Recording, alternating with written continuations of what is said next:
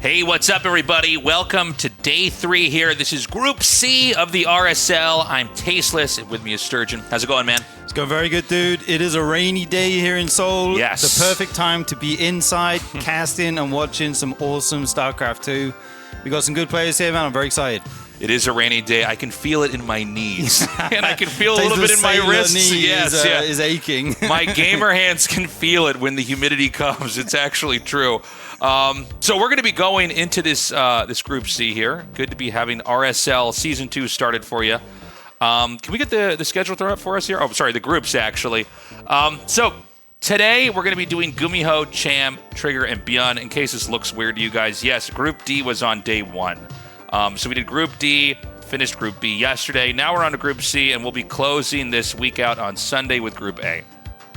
Yeah, absolutely. We're going to have GuMiho and Cham in the first match, followed up by Trigger and ByuN. This is the GSL format, so 2 matches to begin with, then a winner's match, a loser's match, and then a tiebreaker to decide the last person that advances here today. Yeah, so far it's been honestly a lot of great games here. And I'm looking forward to seeing exactly who's going to come out here on top. Cham performed very well in the last season. Kind of, we weren't sure that he was going to make it in, but he did end up getting into Season 1. So we're going to see how he does here in Season 2. I think this is a doable group for him, to be honest. Yeah, Cham's really been on the up and up recently. He had that amazing Home Story Cup performance off the back of some really good ZVZs. He was knocked out in Season 1 by a Terran. But that Terran was Clem, so you know what I mean? That's a tough draw. I think, like you say, this group is doable for him potentially. It's going to be tough, but we'll see what he brings out here today. This is our schedule. So we're going to be on tomorrow. Feel free to join us there on Sunday as we get through the group section. And it's going to be every Thursday, Friday, Saturday, Sunday from here on out until we crown ourselves a Season 2 champion on the 21st. Yeah, it's funny. We had a little bit of downtime. Season 1 we had to kind of squeeze through here too. But with the amount of months left in the year and the fact that we're going to be doing a live event as well, we wanted to make sure we could squeeze this all together. So it's going to be a lot of RSL for you guys this month. I'm super excited for our offline finals. We're actually going to be checking out one of the potential venues where we'll be hosting a offline event. Offline means we're going to have the players there. We're going to have the casters there, and you can be there too. Join us, be part of our studio audience. Yeah, super excited to get that part of the show going. We're also sponsored by Archon Studio. I didn't know these guys existed until they reached out to talk to us. They're working on the StarCraft tabletop miniatures game. This thing looks amazing. It's going to be around near the Christmas season. Definitely something you'd want to use as a gift. I'm certainly going to get one for myself here. The tabletop miniatures games they've already made look incredible. I would check out their site. We very much appreciate their support. Absolutely, guys. And don't forget to check out the Patreon over at patreon.com/revivesc2. This is the way you can support the RSL, and in the current kind of scene we're in these days, this is how these tournaments are able to take place, thanks to all our wonderful Patreon supporters. There's a bunch of different tiers to suit you. You get different perks depending on the tier you choose. You can vote in the maps and the players. And I believe a certain tier already gets a ticket to the offline events. Yeah. I mean, the more you give, the more you get to participate in the whole structure of the tournament, whether it's the maps you vote on, the players that we're going to be inviting in the guest spots. And so consider signing up. This is really where the current state as well as the future of StarCraft II is going to be. The game never has to fade away. We can always have tournaments, but we rely on the community to support the prize pool, the production. Of course, if we're going to have a live event, that can be quite expensive as well. So yeah, consider signing up. We also need you guys to get on YouTube. The YouTube's been growing, but it's important it grows as big as it can possibly get because a lot of people get their StarCraft news off YouTube. Not everybody can watch live, obviously. So go to youtube.com/@ReviveSC2 and join us there. And it's not just the spoiler-free matches, the spoiler-free VODs that we upload every day. We also have a little podcast station set up over here where we can put out content, whether it's talking about the state of StarCraft, the state of esports, what it's been like to produce this show. So definitely go over there. like and subscribe, all that stuff. Yeah, we appreciate all you guys over there on the YouTube. Right now, the YouTube, if it was a plant, it would be like a little bulb in It's a like a flower little pot. leaf Little coming out of the- seedling, yeah, yeah. You know what I mean? There's the Yes. first few shoots coming up, but we want to see it blossom into a big We want a Deku flower. tree. We want a Deku tree. massive... one that doesn't die, preferably. Yeah, one that doesn't die ideally. We want we want to get this thing to be as big as possible. We're actually ready to go into our first game here. So again, this is Group C here, and this is GuMiho versus Cham to start this off. And yeah, let's see how this goes here. Again, Cham, he actually maybe RSL is his tournament. He did do very well in the last season. I'd be curious to see how he can perform here, and I do think this group is doable for him. Yeah, absolutely. I've been really impressed with Cham recently. He's got his EVT as his first match here. He's been playing some kind of old school EVT, I would say, being one of the few Zergs who's still trying to, make the Muta style work, or he was in the first season of the RSL. I'm curious if he's going to try and bring that out here today, or if we'll see him mix it up, go for some of these kind of Roach Ravager Lingbane or Fast Ultra off Lingbane kind of builds, these kind of styles. We'll have to see what he wants to do here. On the other hand, we have GuMiho, a very unique Terran, obviously well known for his mech. He definitely has his own style. He's figured out the game in his own way. So I think this should be a really interesting kind of clash of styles here. Yeah, this is, I think, probably the toughest opponent for him. I think GuMiho, GuMiho is always looking extremely strong. You never know what kind of games he's going to bring you.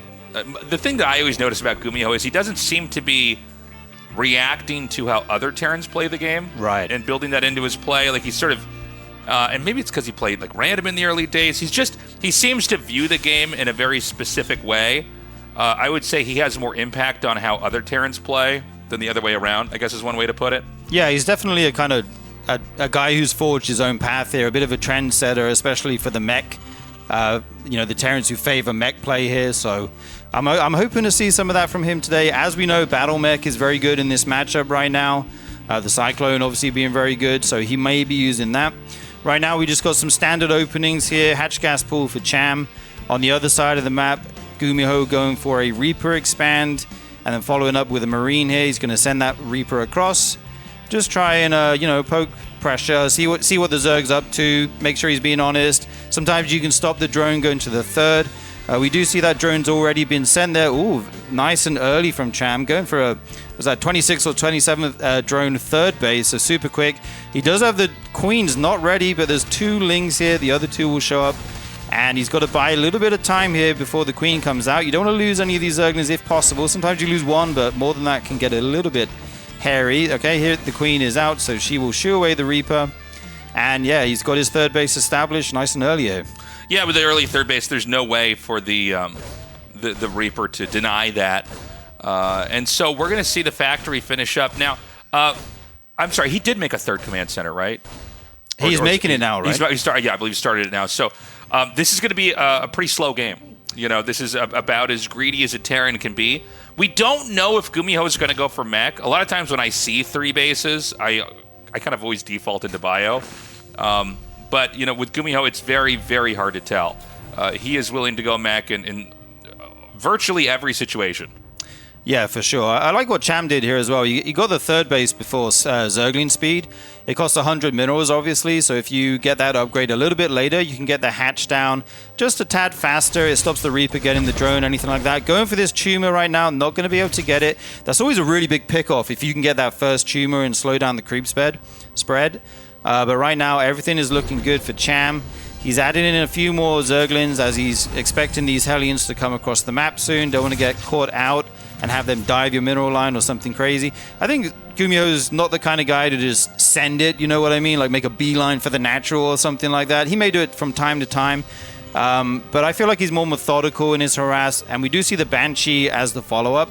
So he'll be looking to pick off some drones once that comes across the map here. Okay, he's going to send the Hellions in, and this is a commitment. It's going to be blocked. Oh, maybe not. It looks the Lings blocked it and then pulled right back off. They haven't killed any drones yet, but they're going to need to, or this is not going to have been worthwhile. Cham decides to not even try to micro some of these drones, and instead ends up dropping, I think it was 3 into 6. So, I mean, 6 drone kills, that's like the price of 3 Hellions, so not bad. I thought he might end up getting a little bit more. There is something to, excuse me, there is something to not microing at all, where like actually this might be a little bit better for you, and how things engage and pair off. Yeah, sometimes they get really clumped up if you do try and drag them away. I kind of cast a curse there. I said he's not the guy who will normally just send it, and then that's exactly what he did. You can do that, or you can wait for the Banshee to show up and go for some, hit 2 places at once type thing. He lost 6 drones. It's not, insignificant. It definitely hurts your economy. He's got to reduce any more economic damage here, I think, in the early game to kind of get that economic powerhouse going that the Zergs love. And we see Roaches and Banelin Nest on the way here. And just the 1 Evo right now, so looks like he probably won't be going for mutas here in the early game. Okay, more Hellions diving in. Another 6 drones going down. This is starting to get a little bit out of control here. Yeah, I mean, that's 9 more kills. By the way, this is Mac. We had 2 armories. There's more factories coming down here.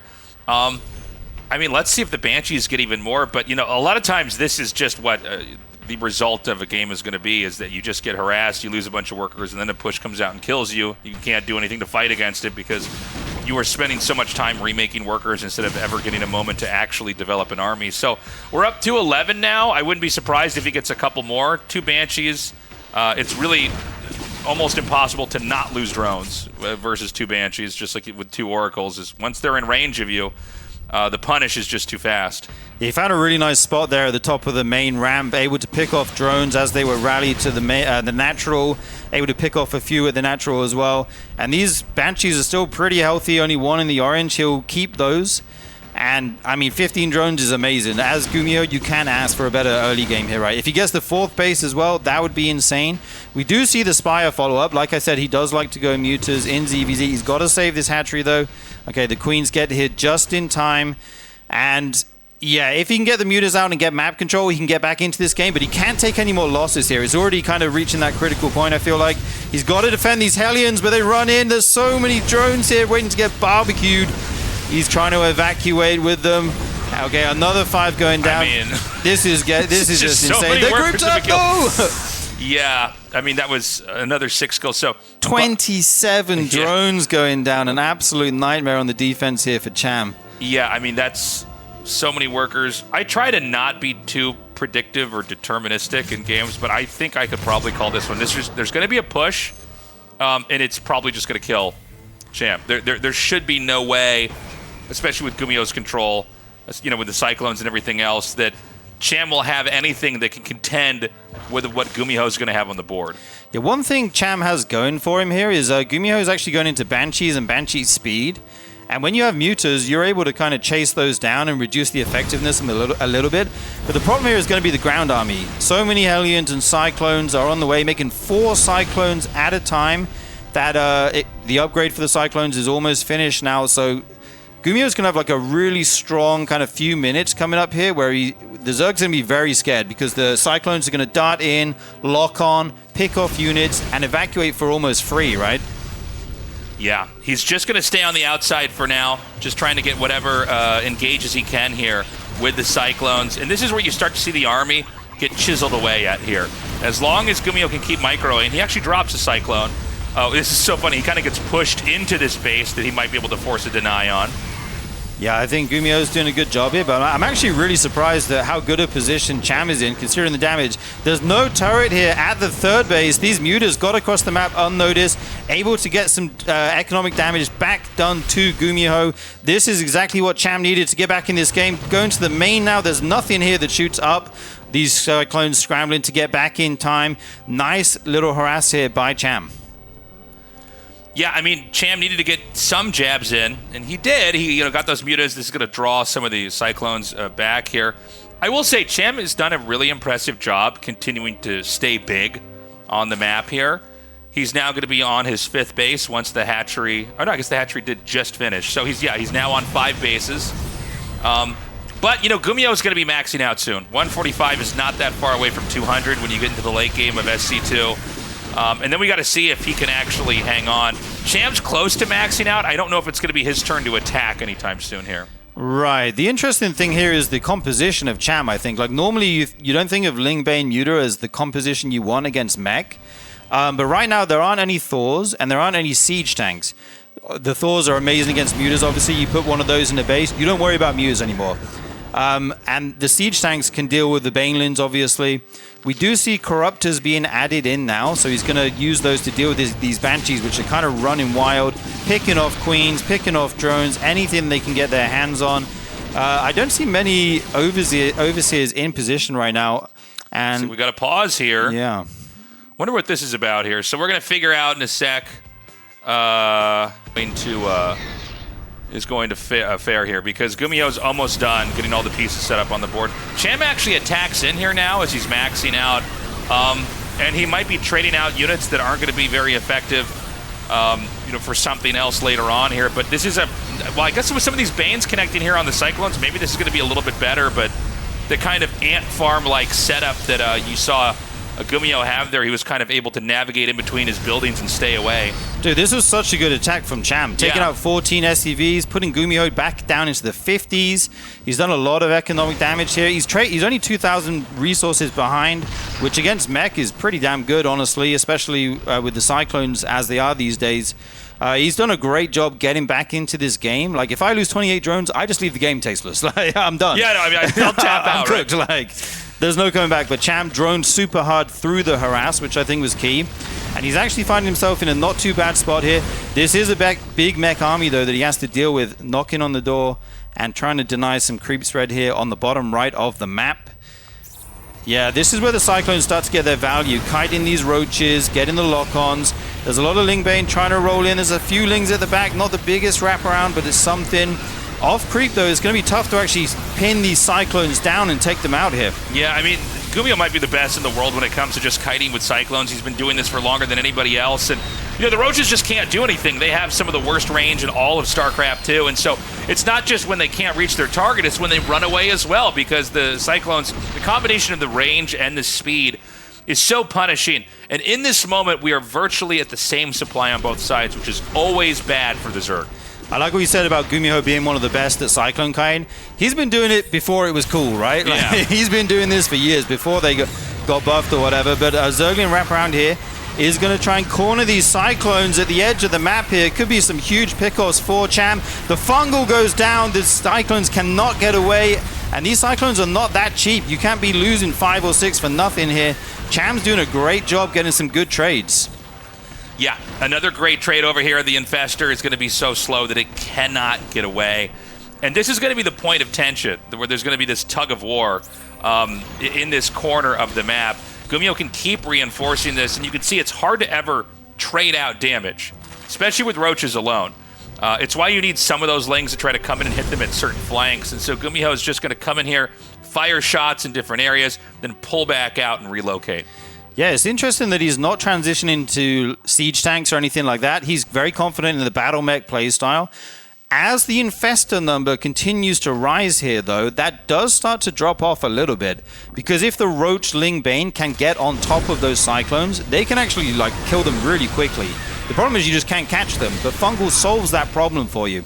So I like that he's adding more Infestors. If you can get 3 or 4 Fungals in an engagement, that can be huge. His upgrades here, going for the 2-2. Still sticking with the melee upgrades. I like that. Huge attack here, kind of hitting the 3rd and the 4th at the same time. There is a planetary here, which is going to add to the defense. He's going to try and take it out. He's focusing it down. Workers going down here. Cyclone's doing so much damage, but he gets the planetary, and he's going to try and leave without taking too many losses. That was actually pretty insane. I don't know why. I thought for some reason he was going to try to fight the army, but the fact that he got the targeting off on the command center, and then Cham's going up to another base. Is Cham actually possibly going to win this game? It's still close. It's still a very close game, but it's definitely possible right now. If he hits another 2 or 3 Fungals, he can take out so many of these Cyclones on creep. The Roaches will gun them down. And yeah, GuMiho just looked at a big chunk of his battle mech army here, having to retreat, trying to pick off some of these Corruptors. There aren't many air units left on the field now, so I don't think Cham will be making too many more Corruptors or Mutas or anything like that. He can focus now on the ground army. Yeah, that was kind of an exchange a crazy exchange, a little back and forth there. When you consider the fact that that 27 workers were killed here at the start of this game, and now we're at a point where Cham has now dove on that 4th base, denied it. It's going to be remade, but the creep spread on the map's really nice. We're almost to the point where Cham's run out of expansions on the map, which means it can't really get much bigger than this. Right, exactly. And I like what GuMiho is doing now. He's transitioning into tanks. He got his 5 bases, and now he says, I'm going to make an unkillable army and sit back. These roaches will not trade well into these tanks at all if they get their shots off. The fungal going down on the battle mech, but these 2 tanks at the back shelling out so much damage. Roaches going down. The supply is super even here. Can Cham actually kill these tanks? No, they stand strong. Another tank well positioned here next to the planetary. GuMiho's defense is looking really good right now. Yeah, looking extremely strong here.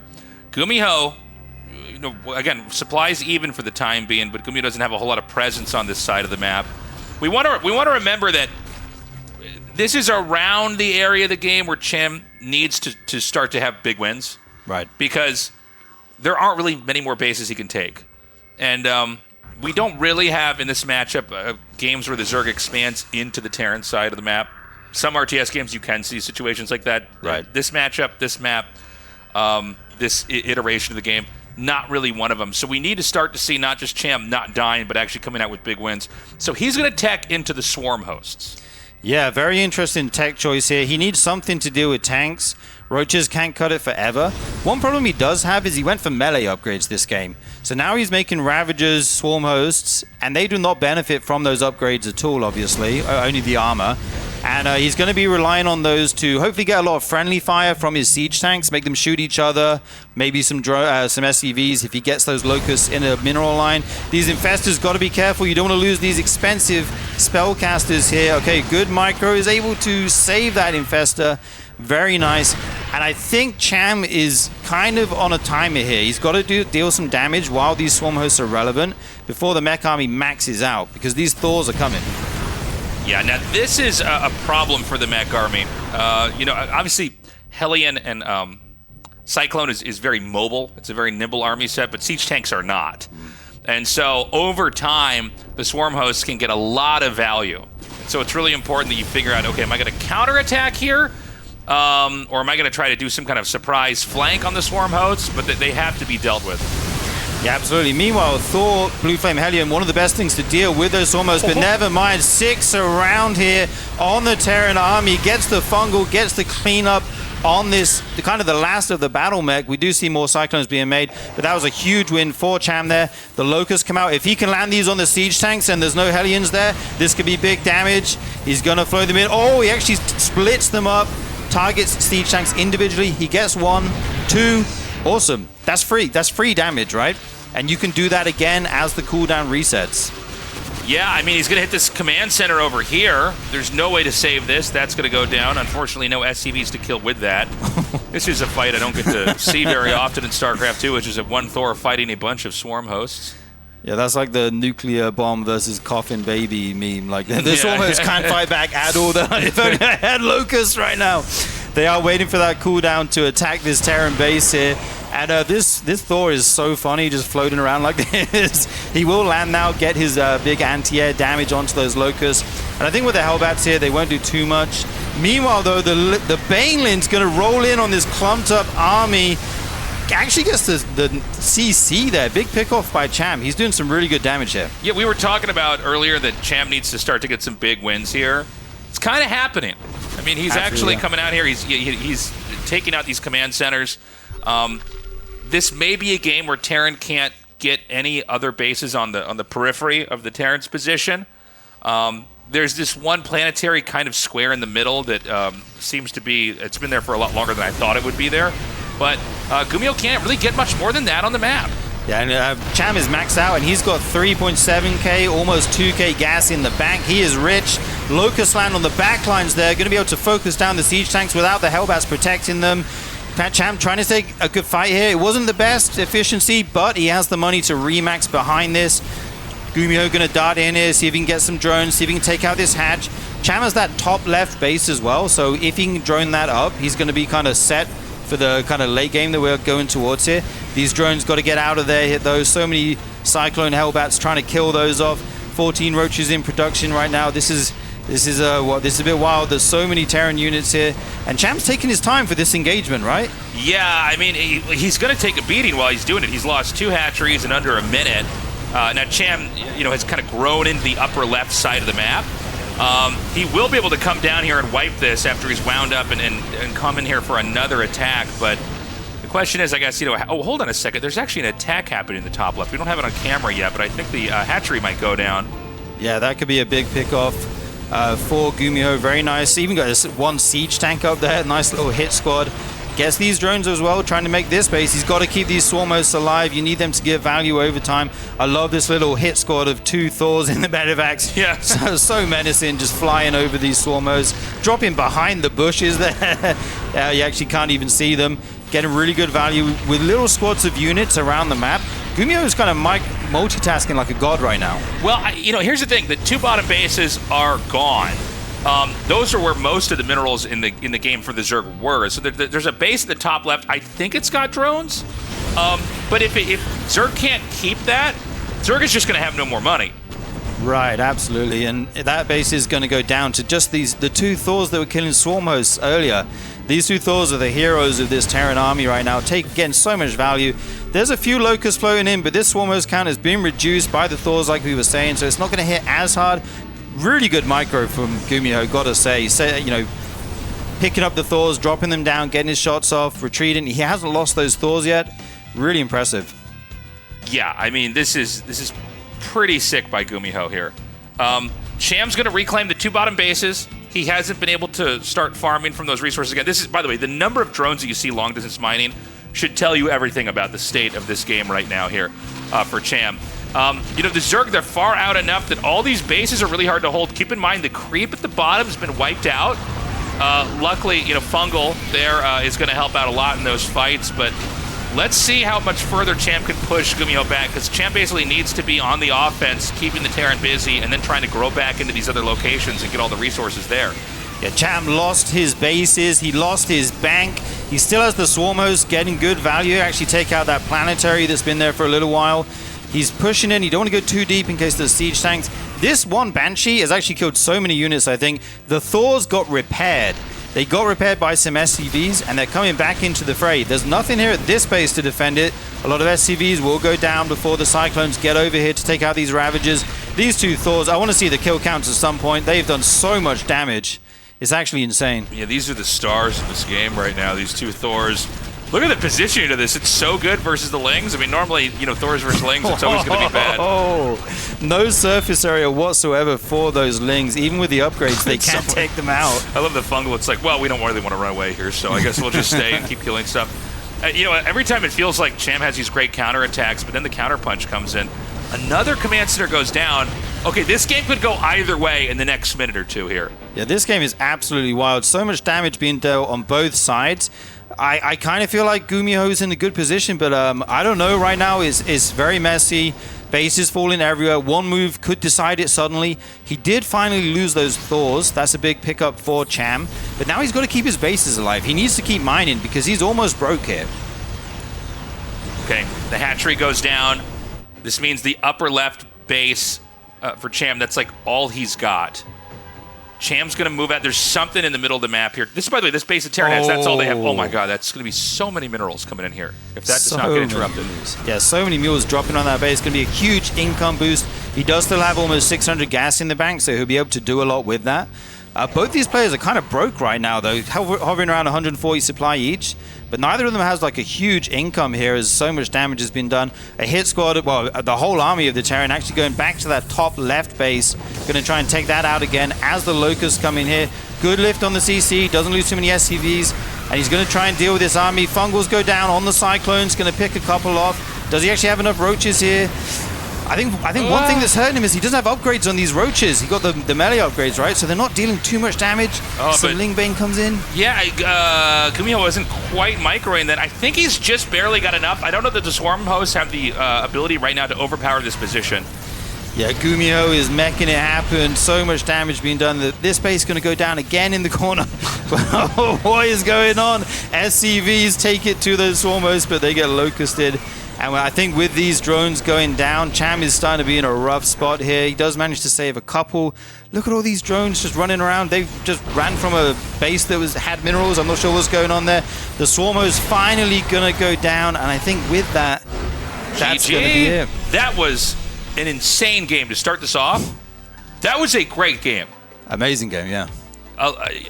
I once heard this theory a long time ago that like the most exciting games, like I'm not even talking about StarCraft games, just games in general, for people to watch is where you don't know who's going to win until the very end. Yeah, exactly. You know, like if you watch like a boxing match and it's like they're both, and then one guy, bam, gets knocked out, you go, that was insane, right? That was like one of those games in StarCraft. We had no clue who was going to take it there until the very, very end. Yeah, super tense there all the way until the end. I'm so impressed by Cham, by the way. If you lose that many drones and you get to make the game look like that, if I'm Cham, I'm just thinking, okay, if I can kind of clean up my defense in the early game a little bit better and have a better standing in the mid game, I can do this. Yeah. I mean, if you have any more of a smooth opening, you should be in a much, much healthier position going into the mid game and the late game. And like, honestly, GuMiho almost lost that game. Yeah, some very hairy moments. Like, it wasn't an easy victory at all, and either player could have suddenly taken too much damage. But GuMiho's multitasking, his micro, the Thor drops, just so good. It's so impressive. The Thor drops I think really kind of saved him back there when he was able to harass the Swarmos. I don't think I've seen that in games before, but then when you watch it, you go, okay, that kind of makes sense. They actually, I think they 3-shot a Swarm host. So two of them are going to be 2-shotting those so fast. Anyways, we're actually ready to go into our next game here. This is game 2 with Cham versus GuMiho. Here to see who will go on to the winner's match, as well as the loser's match here in Group C. GuMiho here in the bottom left and Cham in the top right. Yeah, just thinking back to that game 1, those Thors, like you said, did so much damage. I was thinking if Cham could have kept those Corruptors alive, he could have actually shut that down. But the fact he lost those had such a big effect going later into the game. Right. But yeah, we are here on Tokamak. It's a new game. Let's see what's going to happen. Well, this is a big shift in gears. Yeah. We do see this SCV coming out here nice and early. GuMiho is not one to shy away from proxy, and we've seen him do it plenty in the past. And we'll have to see how many racks. Is that another SCV coming? So is this going to be a 2 racks? It's going to be a 3 racks. 3 racks there, a third SCV? Yeah, okay. So Cham's going to have to deal with this and try and get into a normal game. Right now, just looking like the 3 racks. Not going to go for the 4 racks, which is like the ultra super all-in. 3 racks is committed, though. You have to get some damage with this. When you fly them home, there's a ton of time. You're not making any units. So you definitely need to get some damage done here. And it's all going to be about the defense from Cham. Yeah, so this will basically be decided, whether or not the game ends if the Zerg is able to handle this perfectly. Right. 3 rats is a lot more than 2 as far as momentum. And obviously the first thing we want to watch for is, does it get spotted? So far it is not. There's an Overlord above this, but I don't believe it's in range. Oh, it's so close, Tasteless. It might just come down and see this. Okay, he does see it now. He knows the Marine and 2 SCVs already dying over to that natural. Going to try and throw down a bunker. He's making a Roach Warren, so what you can do is go for Roach Warren and 2 gas, try and get Ravages out and bio down the bunkers. This is good against 3 and 4 racks when the Terran commits heavily. So that's looking like it's going to be his response. I'm not sure if he'll get that second gas or not, but definitely going for the Roaches here. The bunker is going down. Are we going to see a drone pool? I don't think so with the Roach Warren. He's just dying around with these links. You don't want to lose any units here. Every unit's so important right now. Is he going to go for the bunker wall or not? I was curious if this is going to be the full-on wall off, but these bunkers are pretty far back. The second bunker is not as well defended from the side here. I think the Queen could try to clip off the SCV. I guess not, actually. There's enough Marines you can kind of push back. The bunker, I guess in my head I thought that bunker had to be in range if it was made there, but it's not. Yeah, it's just outside of range, but now he's got it established. He made the third one just in time before the creep actually denied him from placing it there. Obviously, Terrans can't build on creep. So he got that down, and that bunker will hit the hatchery, I believe. Right now we have Roaches being made, but no Ravagers. One Ravager. Just the one out. Ravager, but not like mass Ravager with right. 2 gas, which is sometimes the way you can deal with this, with just biling everything, getting damage over time. So we're going to have to see if he's just going to send it here once he gets a big mess up roach this cannon. rush were the other two bunkers supposed to be in range? I feel like this makes no sense to have, if you're going to have a bunker that close, to have the first two out of range and then be like, and then the third one's going to get in there and kill it. Yeah. So basically we need to see, does the hatchery die or not? If the hatchery dies, this is very winning for Terran, although there are a couple counterplay maneuvers from Zerg that can happen here. Zerg might try to tank all the hatchery health until the last second attack in, or he's going to ditch it. I think this is going to be very hard to break, though, with the roaches. Okay, he's actually going after the hatchery goes down. The repair coming out from the SCV is going to target down that bunker at the front. He gets that one. Is this enough, though? It's so hard to kill these buildings with just roaches. I guess he wanted to use those broodlings when the hatchery died to try to come in there and hit with the attack. But, you know, I mean, Terran is way happier to be on one base compared to the Zerg here. And the Zerg obviously can't leave because he's caged in with these bunkers. Right, he actually made 3 drones here. One of them actually going down. He's only on 18 workers right now. His economy is not great behind this. And how do you ever leave your base here? He's actually transitioning into a tech lab and marauders to deal with these roaches. And to be clear, I don't think Terran has to rush into a base. Like, this game is really the Zerg's problem here. Like, Absolutely, you have 3 Raxes. You can go into marauders now. And you basically need to have enough Ravagers where you can, like, one-shot the bunker with a control, with whatever that control group of Ravagers would be. I actually don't know how many shots it takes to kill a bunker, but and he doesn't have that. He has 2, so it's like, well, now Terran has to spend minerals. It's annoying, right? It's obviously money that could have gone to something else, but this is not a real threat. And of course, when you're going for Roach Ravager, the organic counter to that is the Marauder. And one base Marauder will beat one base Roach Ravager. Yeah, with no upgrades or anything like that, for sure. And especially with the bunker support as well. Like, these bunkers are not going to go down to 3 Ravagers as long as he repairs with the SCVs and micros them back if the ByuN is on the backside of the bunker. He's going to need another maybe 1 or 2 Ravagers. He is adding that now. But like you said, Terran's very happy to be on one base against this Zerg. He's still making Marines, Marauders. He's getting Stim. And once he gets Stim, the game changes. Like, you can suddenly be the aggressor as the Terran, maybe even go up the ramp. Not that you need to, no, but you have that option. Well, Terran doesn't really need to do anything right now. I mean, right now, Zerg, you know, truly, I mean, I guess there are some kind of funny one-base things you can do in the game, but, you know, as far as, like, StarCraft game theory really goes, you really always have to be ahead in a base as Zerg. I mean, it truly is. It's funny that the game actually worked out like that in StarCraft 1 and 2, that, like, the swarmy kind of mass, you know, weak units, but they're cheap and they're, you know, they're fast and everything. It did work out like that in the multiplayer as well. So right now they're both just basically powering, and Terran's occupying the place that Zerg has to have to get into whatever a macro game would be.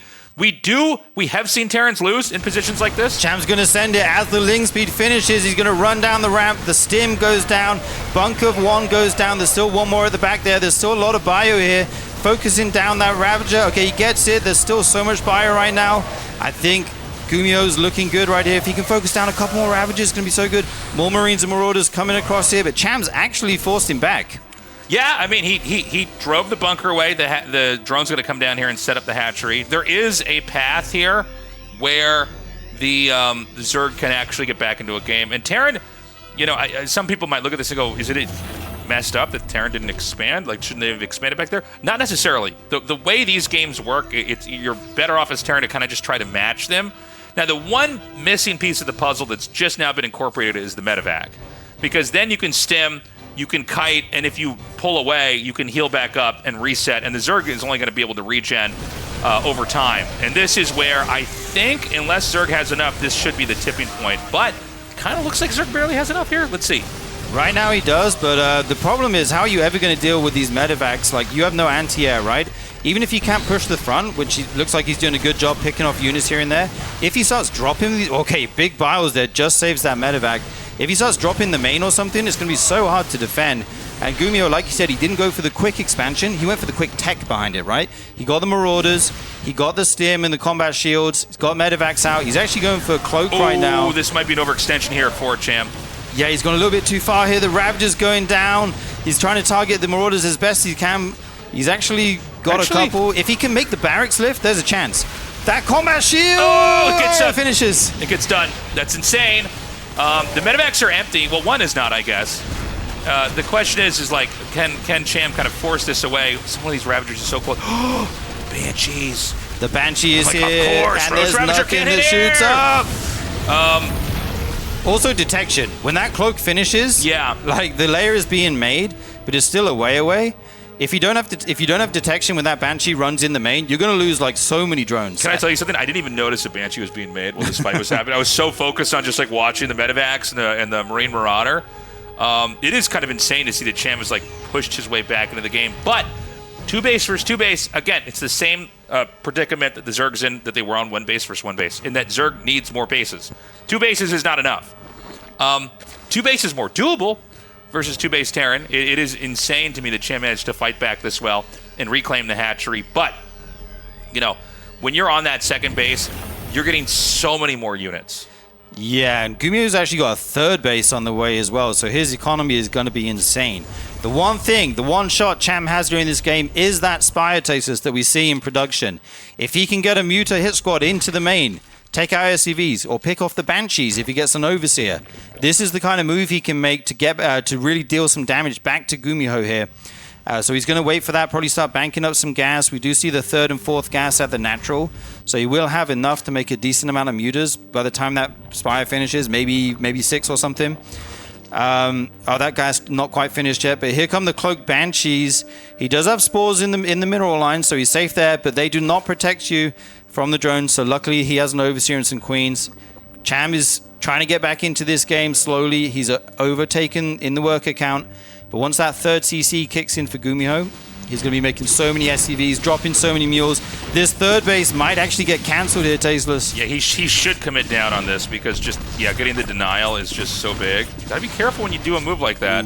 Looks like he was positioned to drive away the Banshees. I have seen games where people cancel remake and then it just gets killed again. It's like, right. It was snowballing to 0 when they were there. So, you know, the 3rd base is going to be harvested from GuMiho here quicker than the 3rd base is from Cham. So if I'm seeing the trajectory of this game right, this push is going to be maybe the hardest thing yet for Cham to deal with when it finally comes out. Yeah, he's even got one way on the way. No upgrades inside for Cham. Obviously putting all his gas into the Spire Tech. He's got to make something happen with these mutas. You know, pick off some units, pick off some workers if he can. GuMiho already has a turret on the way. I'm not sure if he's actually seen this or if he's just figured it out from the gas timings at the natural. Like if you go in Ling Bane, you wouldn't be on 4 gas on 2 base, right? So he does potentially kind of think this is what Cham is going for. And yeah, he's going to try and get some more damage with the Banshees. But I think as things scale up, it's going to start to look better and better here for GuMiho. Yeah, GuMiho, this is a very winning position. So you see the 2 Evo chambers finishing. The 1-1 is going to start for the Zerg when the 2-2 starts for the Terran. I guess there's going to be a slight window there where he could have 1-1, but I would imagine this push is going to come out at 1-1. It looks like it is going to hit, right now. He's moving out. So either Terran's going to win or Zerg is going to somehow miraculously survive and this game's going to go on. The counterattack with the Mutas is smart. I don't think it's going to draw GuMiho away.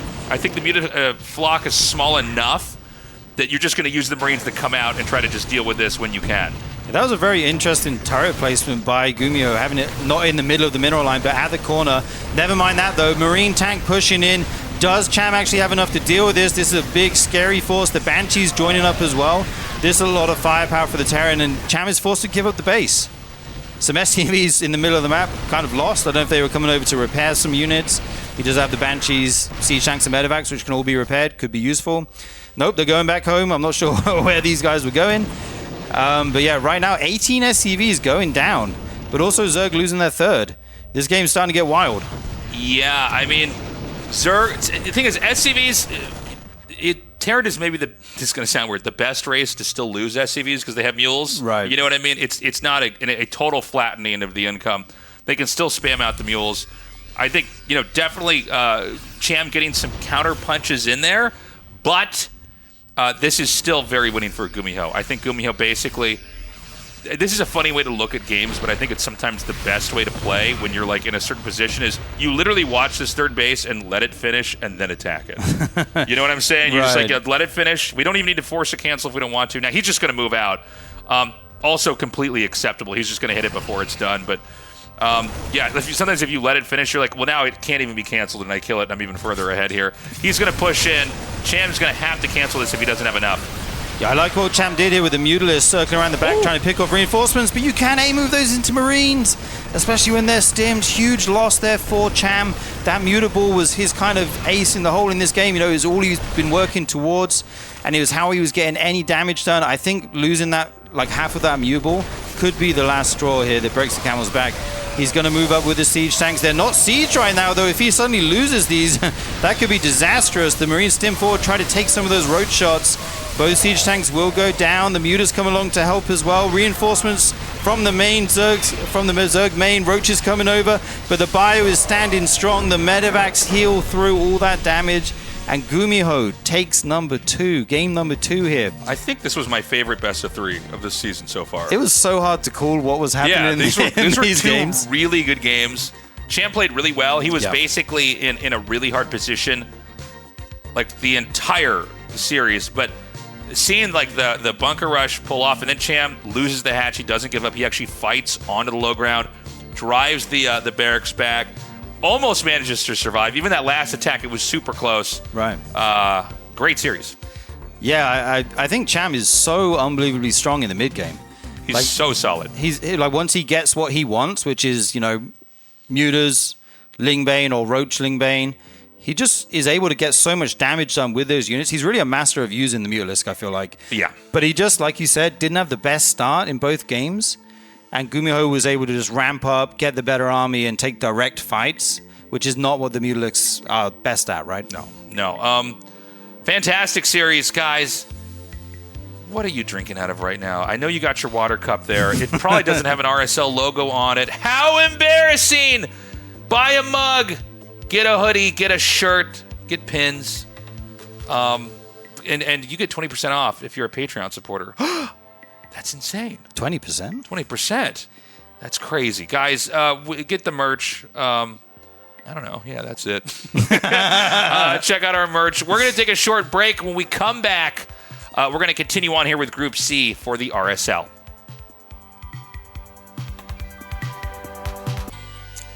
Hello, everybody. Welcome back to the RSL. I have swapped on in with Tasteless. I am Gemini, of course, with here Sturgeon. Enjoying that last match. I believe you guys had a blast with that absolute banger to open up the day. Oh, what an amazing first series. Really kind of back and forth games, super tense. Yeah, I'm glad you're here today. We didn't see you for the first 2 days, man. We missed you. True, yes. I've arrived. It is time for me to come and do the weekend cast, do the weekend shift. I've, come on along. Very excited for this group, of course, for this season. I mean, lots of interesting things have happened already. I mean, spoiler alert if you haven't seen any of the matches the other 2 days, but I mean, I think the thing that I expected the least would be MaxPax going out without a single series is like actually crazy. Just dead last in his group. Not at all what I was expecting to see. I thought he was a shoo-in for the playoffs, essentially, as you can see right here, even on the groups themselves. So yeah, 0-2 for MaxPax, and Mana actually was able to beat him as well, which was incredible. But unfortunately, both the Protoss is not able to actually make it. Yeah, Mana played so well in that PvP series. Yeah. Been really impressed with his play recently. Wasn't able to go through in the end. It was Maru and Shin. We are in the second game of the day right now, which is going to be Trigger versus ByuN. We've got a PVT for you guys. Here they are. Yeah, both players looking nice and calm and collected. Got their webcams on here, and we got Persephone, Cenotaph, and Tokamak. Yeah, I'm very excited to see Cenotaph coming in here, one of the new maps that we had voted in by the Patreon members. So it's very cool to see that. Not even as Game 3, it's going to be Game 2, so we 100% will be seeing that. We've actually seen all of the new maps already being played so far in the season, just off the first couple days, which is also sick.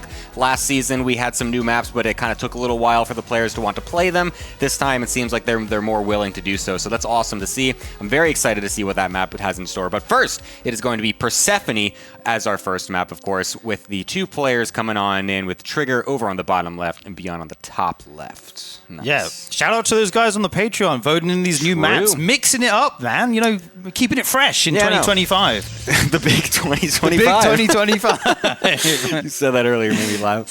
But yeah, no, the new maps that we've got coming in here do look very interesting, very promising. Cenotaph, I think, has a very interesting setup, but we'll talk about that more again once we're actually on the map itself. But very curious to see how this series ends up going, because Trigger has been doing very well recently. I think he's been taking off, or he's been taking a couple names, here and there. He's been doing very good against some of these high-level players. But ByuN is someone who's been very difficult to deal with, and is also going to be throwing out a proxied barracks in the beginning of this series to throw things out of whack. Here we go. Fireworks from the beginning. Is proxy 2 racks with the gas as well. You know what it's going to be out of ByuN. He's going to be using his excellent micro, try and get a lot of damage here early, try and kill the Protoss before they can get going. Like you said, Trigger's really been one of these guys who's leveled up in the last year or two. Super high level right now. We're going to have to see how he deals with this. He actually does not see it just there. I thought he was going to see that. It's the only spot that he hasn't. Look at how much his probes have gone around the bottom and the left-hand side. It's insane. That's the only spot he hasn't gotten to see. And it's actually going to be Reapers coming out of ByuN. I thought it was going to be double Marauder with the one gas, but he has actually gotten a second gas as well with this. So he's going to be going for a full-on 2-racks Reaper. It will be scouted that there's that second gas coming in from ByuN, so Trigger should kind of have an idea that this shouldn't just be a normal proxy Marauder coming out. So I'm curious what his actually response is going to be, of course, because he's gone for the Nexus, which if you are good enough, of course, you can still defend the Nexus against these proxies. But, if you're a little bit too greedy with this, then it ends up getting pretty weird. So let's see if Trigger's ready for a double proxy Reaper. Yeah, here we go. The first Reaper comes in. That Stalker is being chronoed, but it's still a long way away from getting onto the battlefield. Good control here by Trigger. Sorry, going to lose one of the probes, but if he can keep these losses to a minimal, this is going to look good for him. The Stalker is out now. I think he only lost 2 probes. The second Reaper comes along, but this Stalker can still deal with those. That Reaper needs a little bit of time to heal up before it can come back in. Just take a quick moment to talk about the barracks placement. I think he actually put it there because he knows the path of the probes, right? Mm-hmm. Like if you go left or right, he got it in the perfect spot so they couldn't be seen. 2 Stalkers here now, going to actually take out a Reaper, Gemini. Nice. Yeah, that's a great pick for Trigger. That's going to really blow a lot of the momentum here for ByuN. I'm actually surprised at how long it took for Trigger to put down any shield batteries in this game. Felt like he was maybe going to get a little overwhelmed there if he wasn't actually going to get that down, but I mean, just picking off that Reaper is an excellent move there for Trigger. He's going to be feeling totally fine. The fact that his Nexus has been done this entire time as well is going to be great. No tech just coming out just yet, of course, because he had to get so many units out and everything, but will be likely going into some Blink soon after this, and ByuN's going to be the one that's going to have to try and get something back going here. He's going into a Widow Mine here as well as a Starport, so it's going to be potentially a Widow Mine drop to try and get some follow-up damage. Yeah, I mean, I think if you proxy 2 racks and you make Reapers, and you only get 2 probes for a Reaper, that's not good enough, right? That's not enough damage. Awful. That's not enough damage. And then you have to fly the racks all the way home, and they can't build anything. Trigger's in a great spot right now. He's taking the work lead, chronoing out these probes as fast as he can. He does have that shield battery, as you mentioned, so these Reapers will not even be able to out-DPS the healing from that. Stalkers move across the map. This mine is there. You got to be careful. You don't want to take a big shot here. Ooh. It's actually not, I mean, it's not great, but all of us also looking at this, you see that the bunker is empty, so you can just walk right on by. I was honestly thinking that Trigger was just going to do it anyways, even if he looked at the Widow Mine being there. It's a good play just to run on past anyways. He unfortunately doesn't get the CC to get canceled there, or to be delayed at least, so that's a little unfortunate, and there's nothing really else on the bottom to do there, so he's just going to bring those Stalkers back, because these Reapers are still here. They're being a little annoying. The shield batteries will be able to keep the probes alive at least, but, well, okay, not if they're just caught in the middle. Not if they do like that. Classic caster curse right there. That was hilarious.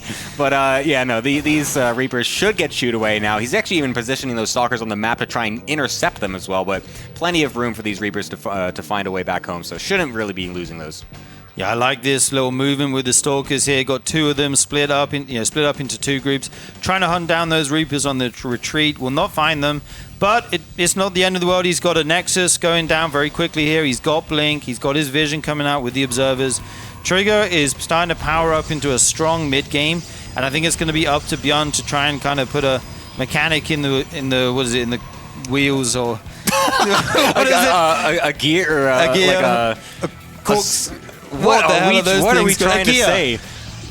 In the gears, right? In the machine. What? He's going to throw a machine. He's gonna do Isn't it something. like you put a stick in like the wheat and the gears or something? You know so what it happened? I stops? got mixed up between the bike thing and the gear thing. We tried really mixed hard them. there, and it did not work at all. But that's totally fine. We live and Anyway. learn. As ByuN is trying to actually walk across the map right here, as he is realizing that he's got some damage to get done. Blink forward, actually up the high ground. That's a bit of an overextension, I think, from Trigger. Not able to really get too much out of that, but the rest of the Stalkers will be joining up now. Another blink forward, actually catching ByuN off guard as the tank gets killed off, and the medevac with the other tank in it as well. That's a massive move for Trigger, as he's now basically just against a couple weakened Marines. This Liberator will be annoying, but this should be an easy walk in the park here for Trigger, as assuming he's actually paying attention to that main base and will be able to move those away. Yeah, you got to stop the bleed in there in the main base, but beautiful blinks by Trigger.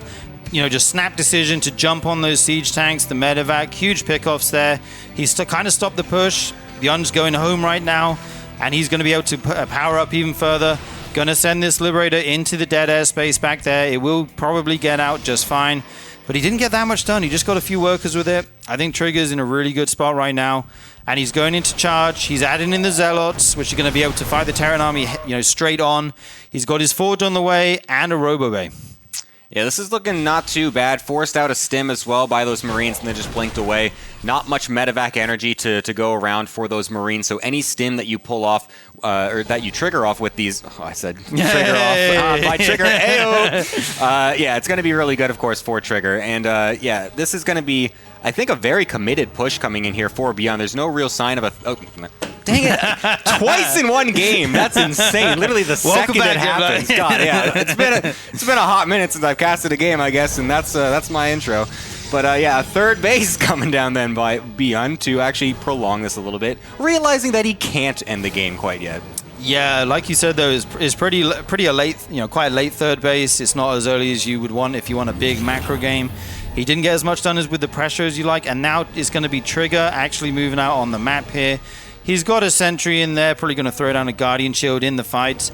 And this Gateway army is starting to get a little bit scary, especially with the addition of the Immortal, the +1, the extra gates. He spots that third base with the Observer. Good scouting here for Trigger, and I think he knows his timing.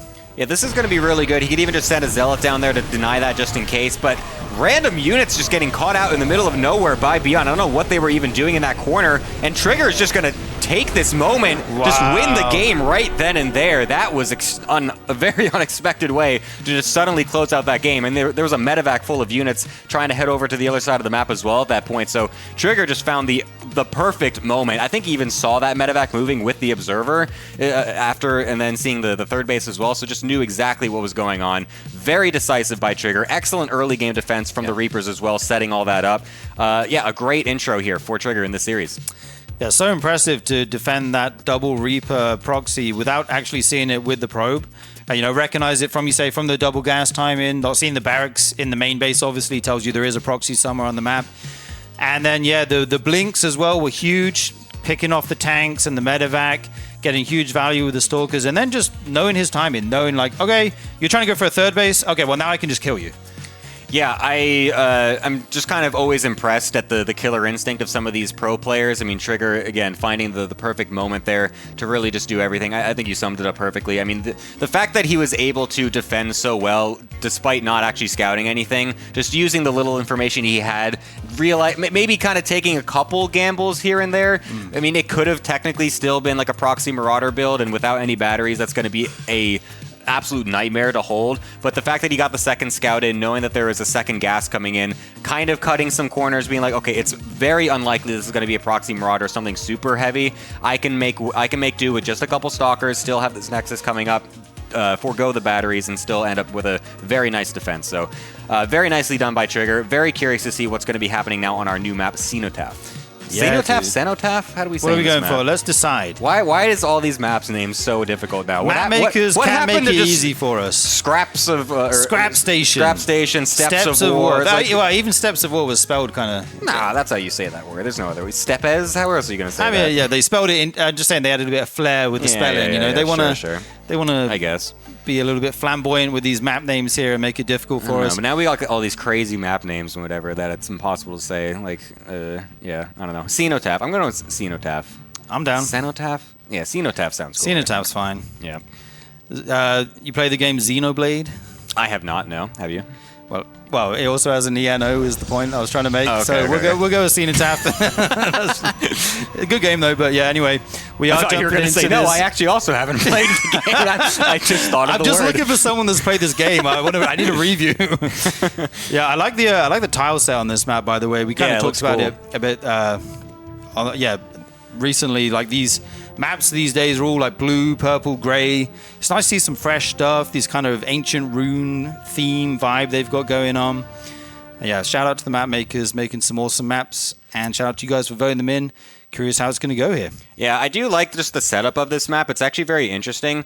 Once you get around the third bases, they look extremely wide open, which they are. But then if you actually look... Oh, eBay blocks are so annoying. I hate this. So, yeah, this is going to be annoying for Trigger. I'm curious how he goes about this, because this actually leads in perfectly, because the third bases are very wide open. And so a lot of players sometimes, as a Protoss, will go for the third base when they get eBay blocked, and so they just kind of negate, or they just forgo the fact that, okay, we're just not going to get the natural at this point. We're just going to go right for a third base. But this map specifically, the thirds are quite open, so I think that's not the greatest idea here. So the fact that Trigger, I think, maybe is agreeing with this and is going with a couple probes to try and kill off this eBay instead so he can just take his natural anyways is the better play, I would say. Got to cancel it? Okay. Cancel that. Okay. They always leave it to the last moment, right? Gemini, I'm so glad you're here. Okay, great. I would love to hear your take. Oh, no, wait. I'm so glad because to hear that. You're the wall guy, right? You made the wall guy. I want to know your take on the mineral patches at the natural. Yeah, I'm very curious about that too. And I'm sorry to put you on the spot here. Yeah, no, I wasn't. I was trying to think of this as well. I can't really think of the. Yeah, I don't know. I think the best thing about this is that if you are getting all in, like an early Zergling all in or something like that, and you just full wall everything, and then you're just like, okay, now I can just mine the mineral out, and I can just go out. I don't have to kill any of my buildings or anything like that. I think that's where it could come in pretty handily. But I'm not really sure what else is like a use for some of these things. I think it's just kind of like a cute thing to make a difference in a map, maybe to make it, so that way you can still wall off in the normal amount of buildings, but then I don't know, then you can. So you're saying it's another Protoss buff? Yeah, dude. That's what you're saying. Well, slather them all on. Give me some more Protoss buffs, man. It's as many as I can go. And until I can win a GSL, we have not buffed Protoss enough. All right, that's my take on this. No, GSL but it's or interesting. An RSL? A GSL or an RSL. Actually, you know what? It's a good point. RSL is more prestigious, I would say. Yeah, make it so I can win an RSL. Awesome. Anyway, we do see the Reaper here at the front, trying to pick off this probe. The shield battery will make sure that does not go down. ByuN actually went for a Cyclone this game. That's going to be coming out soon. We might see him move across the map. His natural is on the high ground here. Going to have to float that down. Not the end of the world, obviously. You'd like to have it on the low ground, but sometimes you just have to make it in the main. And he's going to follow up with the starport here. So I think we'll see ByuN as the aggressor in this game. Going to follow up with the Widow Mine and Medevac as well. So going to be able to drop that mine in the mineral line, try and pick off some probes, that kind of thing. He does have this Reaper at the third, just making sure there's no crazy early third base if he was to send out a probe. And yeah, Blink on the way for Trigger. Yeah, this is going to be kind of interesting because obviously nowadays Widow Mine drops are a little bit... They're not as good, let's just say it. They're easier to deal with. The alert that you get when the Widow Mine is targeting is there and whatnot. So I think it's a little bit easier to deal with. And since it's only going to be, I think, one Widow Mine, we're going to have the extra harass with the Cyclone as well at the front. And this line of sight blocker maybe catching Trigger off guard a little bit. Sentry just kind of waltzing on forward, and the force field wasn't able to get off properly. So that's a free Sentry. And that's a great trade if you're ByuN, because you could just go right back to this Watchtower, which is also a healing shrine. And that's a great opener. Losing that Sentry this early is not what you want as a Protoss player. Now that is 100 gas down the drain, but here comes the Widow Mine drop. Gonna come in. Okay, quick reaction by Trigger. That's very good. Gonna be able to set these off with just 1 or 2 probes. Minimize the losses here. His Blink is almost done. And the Medevac will be able to get out.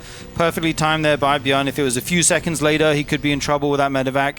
And yeah, just some decent trades so far for ByuN, I'd say. I really like the Cyclone Opener on this because you can use that healing shrine, whatever it's called, and kind of get more value over time. Whereas if you take damage on your Cyclone without it, it just kind of has to go home, right? Yeah. But we do see this Stalker army moving across the map right now. The Warp Prism is there. We'll be able to give the high ground vision in the main so he can blink into that base.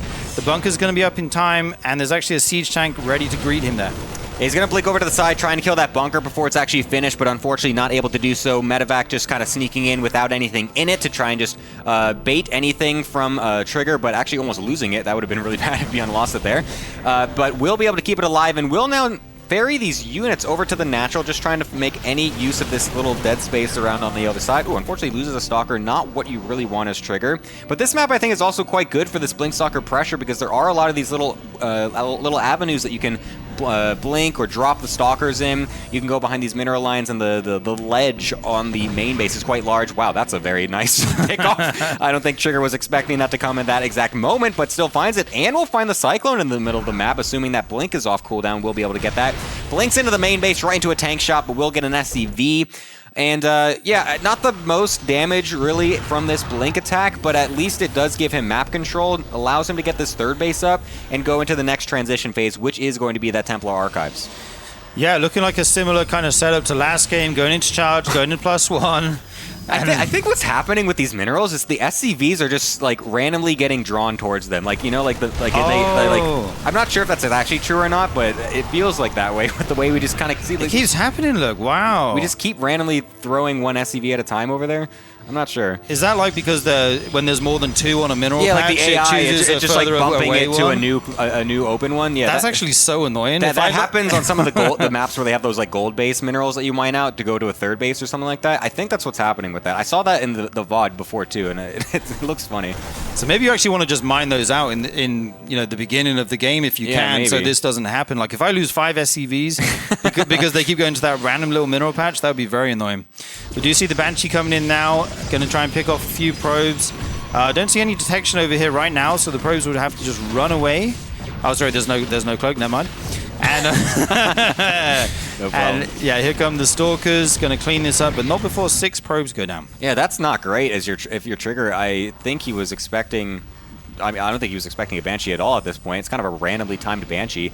This Observer will be able to see when this move out is coming, though, so the Stalkers will be able to pressure these units. Very nicely done by Trigger to kill off some of these Marines as they're coming in.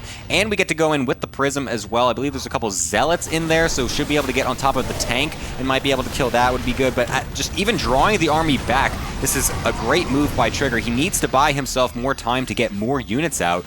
He doesn't quite... I don't think he started Storm at this point. He just is foregoing that. I think it just finished, right? Oh, did it just finish? I think it just finished, yeah. Okay, well then that's very good for him, of course, if he's able to buy time enough for Storm to finish. We'll be able to energy recharge up one of those Templar to have plenty of Storm to be able to deal with whatever attack is going to be coming. Now, plenty of Storm is pretty good to have in this matchup. He's going to be able to throw those down on the bios. He's going for more upgrades here. He's trying to get this 4th base. Okay, beautiful blink away there. We'll be able to clear out that mineral, that Widow Mine. And yeah, right now, ByuN actually still stuck on 2 bases here. Not able to move out with the pressure of all the Stalkers here at the front. Trigger just picking off more and more units over time. He's going to clear that mine, get his 4th base, and try and go 2 bases ahead. We do see the 3rd now landing for Terran. Finally here, almost 9 minutes. And of course, the Observer will see those SCVs going back and forth, so he knows. Recalls the Stalkers home, does not want to lose them, and he's going to have to play a little bit of defense here, potentially, if ByuN wants to commit. That's a lot of Zealots, though, with the Storms, with the High Templars. I think there's some High Templars. Yeah, in the War Prism, there's 4. He might be able to get some good Storms here from the high ground. He's so clumped up in the choke point. Oh my god, the first Storm is huge. Oh my god, that is an excellent set of Storms coming out of Trigger. Will force ByuN away. An excellent trade so far. Plenty more to go where that comes from as well. Even catching some of the tanks as they're not quite getting up onto the high ground. Gets one of the medevacs as well. Will be able to try and chase this down. Was able to get a nice decisive push the last game, and this time even the Fog of War is kind of playing against Trigger a little bit here, but gets a Storm off anyways. Maybe this is a bit of an overextension from him. Didn't have quite as many Storms in the oh, I forgot what I was going to say. In the tank, thank you. Didn't have as many in the tank. Unfortunately, yeah, just barely not enough energy. Wasn't able to get enough there, so he's going to be forced back here. A bit of an equal trade, so ByuN also can't really go any much further, but yeah, a nice opener there from Trigger. A bit overextended, though. Yeah, so many High Templars going down there in that fight. They're super expensive, of course. And now we do have Ghosts coming out for ByuN. If he's able to get a good, sizable Ghost count, get some good EMPs, pick off some high Templars with them, that kind of thing. That's a way that he can get really ahead in this game. Trigger, though, is still sharking around, still thinks he can fight. I'm not sure if he wants this fight right now. This is looking a little bit of a scary. That's a lot of bio. Tons of Marauders in that composition. Okay, decent opening storm. Will force the bio back. Plenty of Medivac, so these Zealots just chilling here. Probably going to run into the natural when he thinks ByuN's not looking. And now we see the Ghost Cloak on the way. Yeah, this is going to be looking pretty good for ByuN overall, I think. Once he starts to get this cloak going underway and the EMPs and just all these ghosts coming out, it's going to be very nice. The Viking transition also coming out here for ByuN on time with when this Colossus transition is coming from Trigger, so nicely timed there. The fact that the 2-2 is extremely late from ByuN, though, is going to be a big issue, I think, because Trigger's already going to have his +2 weapons finishing quite early, and only one eBay, I think it is, so it's going to be armor coming up first. The classic ByuN thing where he always starts armor first instead of weapons for some reason. Okay, there we go. Yeah, he always does this. Like his muscle memory for some reason always makes it so armor starts first instead of weapons, and that's kind of hurt him, bit him in the back a little bit sometimes. So a bit unfortunate, but regardless, the upgrades are going to be pretty nice for Trigger. So we need to find some nice timing here as ByuN before those kick in, and when we still have a lot of EMPs coming out, this spread of Templar is excellent from Trigger. This is going to be very difficult for ByuN to actually push into. Yeah, and we just saw a quick glimpse of ByuN's vision there. He actually has not seen the 4th base yet, and he definitely has also not seen the 5th base. So I'm not sure if he knows kind of what state he's in, in the game. I don't know if he knows how many bases Trigger. You can probably presume Protoss has a 4th by this point. That's pretty obvious. You might not expect the 5th to be there at this time. Would be good if you can scout that. Maybe he can start doing some drops as the medevac count gets a little bit higher, and you can afford to send 1 or 2 out. A little fight over the watchtower here. Oh, Zealot versus Marauder. The Zealot takes it. Very nicely done. And ByuN is going to secure his 4th base, actually taking the one at the front, not the one in the horizontal line. And that gives him a nice kind of outpost to be aggressive from whilst defending. Yeah, but he's actually going to be completely blind to this attack in the middle. But I guess he's not quite, he doesn't care too much about it because he's got everything really prepared regardless. So we'll be able to just kind of keep that one choke point set up. I wonder if you're able to actually shoot from the low ground onto that mineral line. It doesn't quite look like it. It's quite far away. So I think that's I think that's intended, of course, by the map maker to make sure that you can't just camp that low ground position. So very nicely, so a nice thing there, of course. But of course, Trigger wants to try and break this position. He doesn't want to just let ByuN get away with this forward 4th base. But it's a very difficult spot to actually walk up into. 2 different small ramps on either side. We'll just have to go for a couple of storms on the SCVs, but there's not really many there anyways. So I think this is going to be a pretty easily defendable spot for ByuN, assuming he doesn't walk down into storms. Yeah, you got to be super careful there. I love what Trigger's done here. He made 1 Colossus. He made just the 1. He said, okay, I have a Colossus. Here it is. I'm showing it to you. You need to make Vikings right now. He's gone up to 10 Vikings, but Trigger's got 16 High Templar. Jesus That's where he spent all his gas. He's mind gamed him here. He said, you got to make Vikings, but then you're not going to have enough ghosts. Only 6 ghosts on the field here. Big storm goes down. These High Templars at the front, so aggressive right now. They have no fear whatsoever. Going to morph into an Archon, but taken out with that MP. Oh my God. The 1 Colossus is trying to do what it can. And yeah, ByuN got to hold on here and kind of readjust his army composition a little bit. Yeah, this is really crazy by Trigger to have so many Templar in your army at one point. And he's doing it in a very good way, of course. He's constantly forward with 1 or 2 Templar here and there, splitting them up, making it so that way he cannot just get 1 EMP off and then just lose absolutely everything. So look at this. He's just constantly splitting everything up. Nice snipe, though, from ByuN to be able to get that. Now we're trying to go in as he's choked up on this rock position, but another huge EMP going off on some of those Templar. Unfortunately, an overextension from Trigger, another one just to make sure. And now all these Templar are just totally useless. No energy whatsoever. We got like a single storm on any of these, and we're just running back home as Trigger, trying to get anything set up. This is looking terrible for him. If he did not hit that EMP, the whole Terran army could have died there. Backed into a corner, nowhere to run, back to the ropes, but he gets the huge EMP, and he's going to use it to be aggressive here. Trigger has bases all around the map, by the way, taking both these corner bases in the top right and the bottom left. His eco is out of control on 82 probes. He's building up a big bank here up to 2.5k minerals, so he can afford to fight a bunch of times. I love ByuN's response, by the way. When he saw that high Templar count, he immediately made 5 ghosts at a time. He said, okay, I need more ghosts. Let's just bang out 5 at a time. He's getting his 3-3 on the way. That's going to be huge when that kicks in. And he's also adding 3 more CCs. We might be looking at an ultra late game here.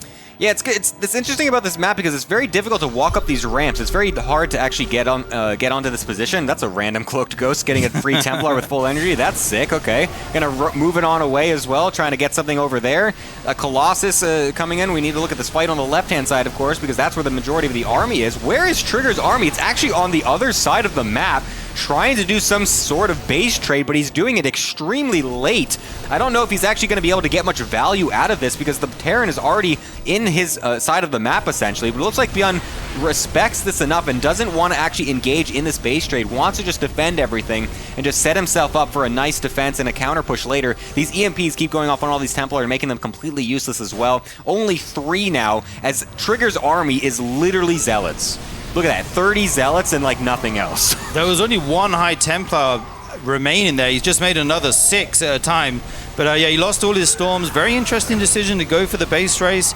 He could have tried to play defensively with the Storms and get a spread. He did get 23 workers. That's actually wild. During all of that. ByuN's suddenly down to 49 workers, but he does have a lot of CCs as well. If he has all those orbitals, he will be able to mule some bases, keep his mineral income up. Right now, Trigger trading 21,000 to 14,000, pretty insane. The Zealot run by is huge and is going to go around the Terran army here. Maybe try and get into the natural or the third base. We'll have to see if he can get those Zealots in while defending the big army in the middle. Okay, actually, ByuN not even going to go. He's going to come back here, so he will be able to deal with these Zealots. And this game is starting to get a bit wild.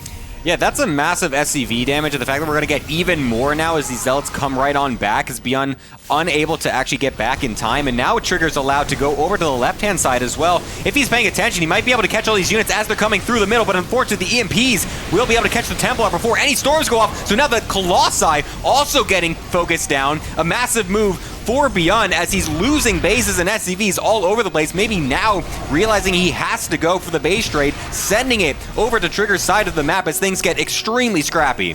The Trigger has 3k, but he can't spend it somehow. Like, this is insane. You could look at the army supplies and maybe think Trigger, look at the supplies and maybe think Trigger's winning, but look at the army supplies.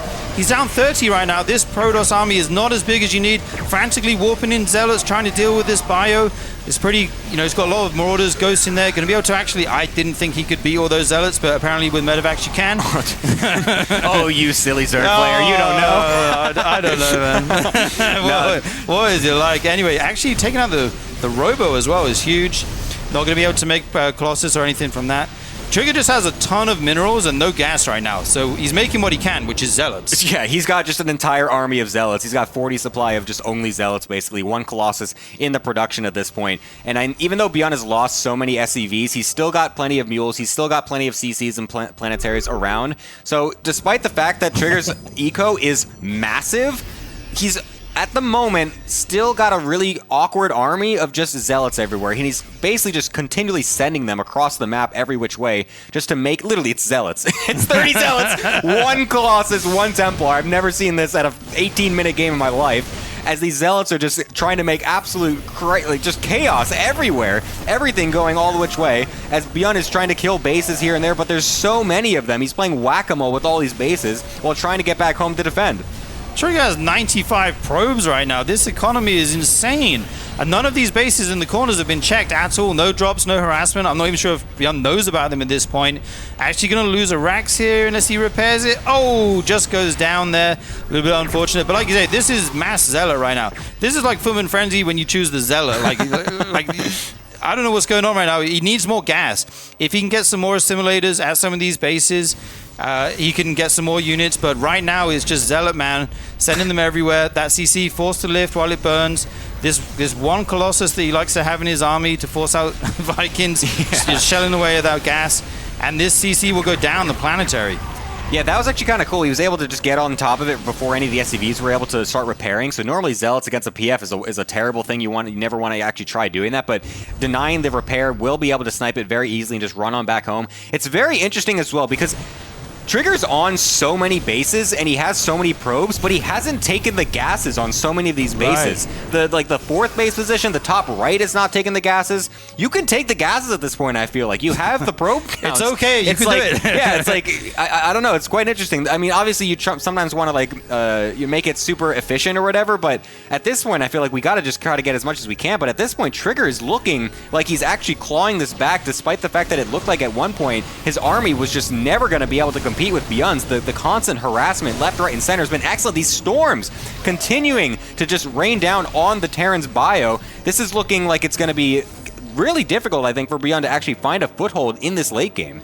Yeah, he is now taking those gases in the top right, going to be able to make more High Templar, more Colossus, more of these tech units. He's sitting on 14 gateways, so he can warp in a ton of Zealots at a time. He's still got a big bank as well, and he's maxed. Look at the base that Trigger's taking, man. What? He's taking ByuN's fourth base location. Like, this is actually insane. He's taking every possible base on the map at this point and just continuing to send Zealots everywhere. He's got so many minerals, so he can just continue to do this no matter what.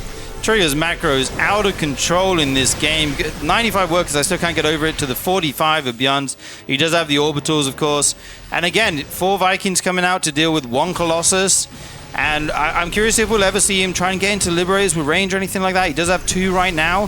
This Protoss army are looking a little bit out of position. Got to be careful. Keep these expensive units alive. The Zealots are forced to just run in.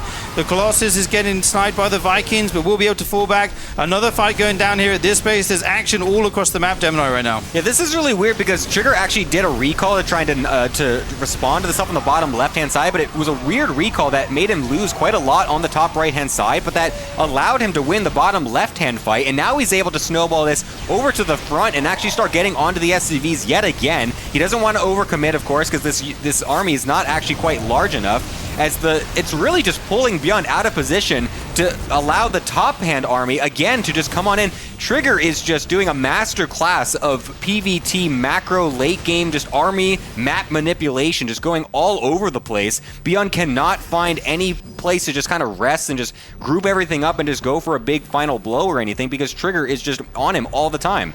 Trigger's on 9 bases, guys. 9! That's insane. I've never seen a Protoss get 9 bases in a game before. This is so insane. Okay, but he's actually got to beat the army at some point. That's the difficult part, right? This ghost fireball is so difficult to track down if you don't get the storms off. The EMPs have been excellent out of ByuN, denying the High Templars. Okay, finally he says, oh, that's actually my third base. Can you leave, please? Yeah. This is trespassing at this point, I feel like. Get out of here.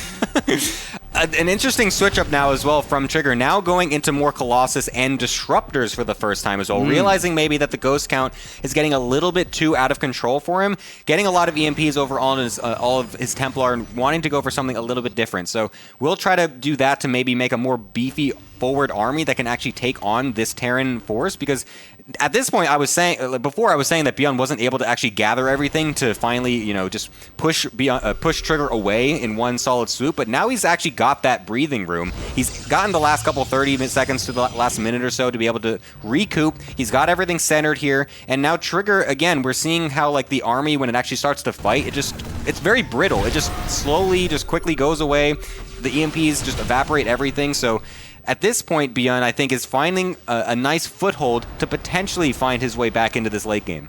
Yeah, I feel like if he can secure, like he just got this base now at the 9 o'clock position, I feel like if he can secure one more, that's going to be enough eco to kind of carry him here. But right now, like you were saying about the ramps, it's so difficult to walk up that ramp here as Protoss. Like, you maybe want to take a fight, but it's just, you can.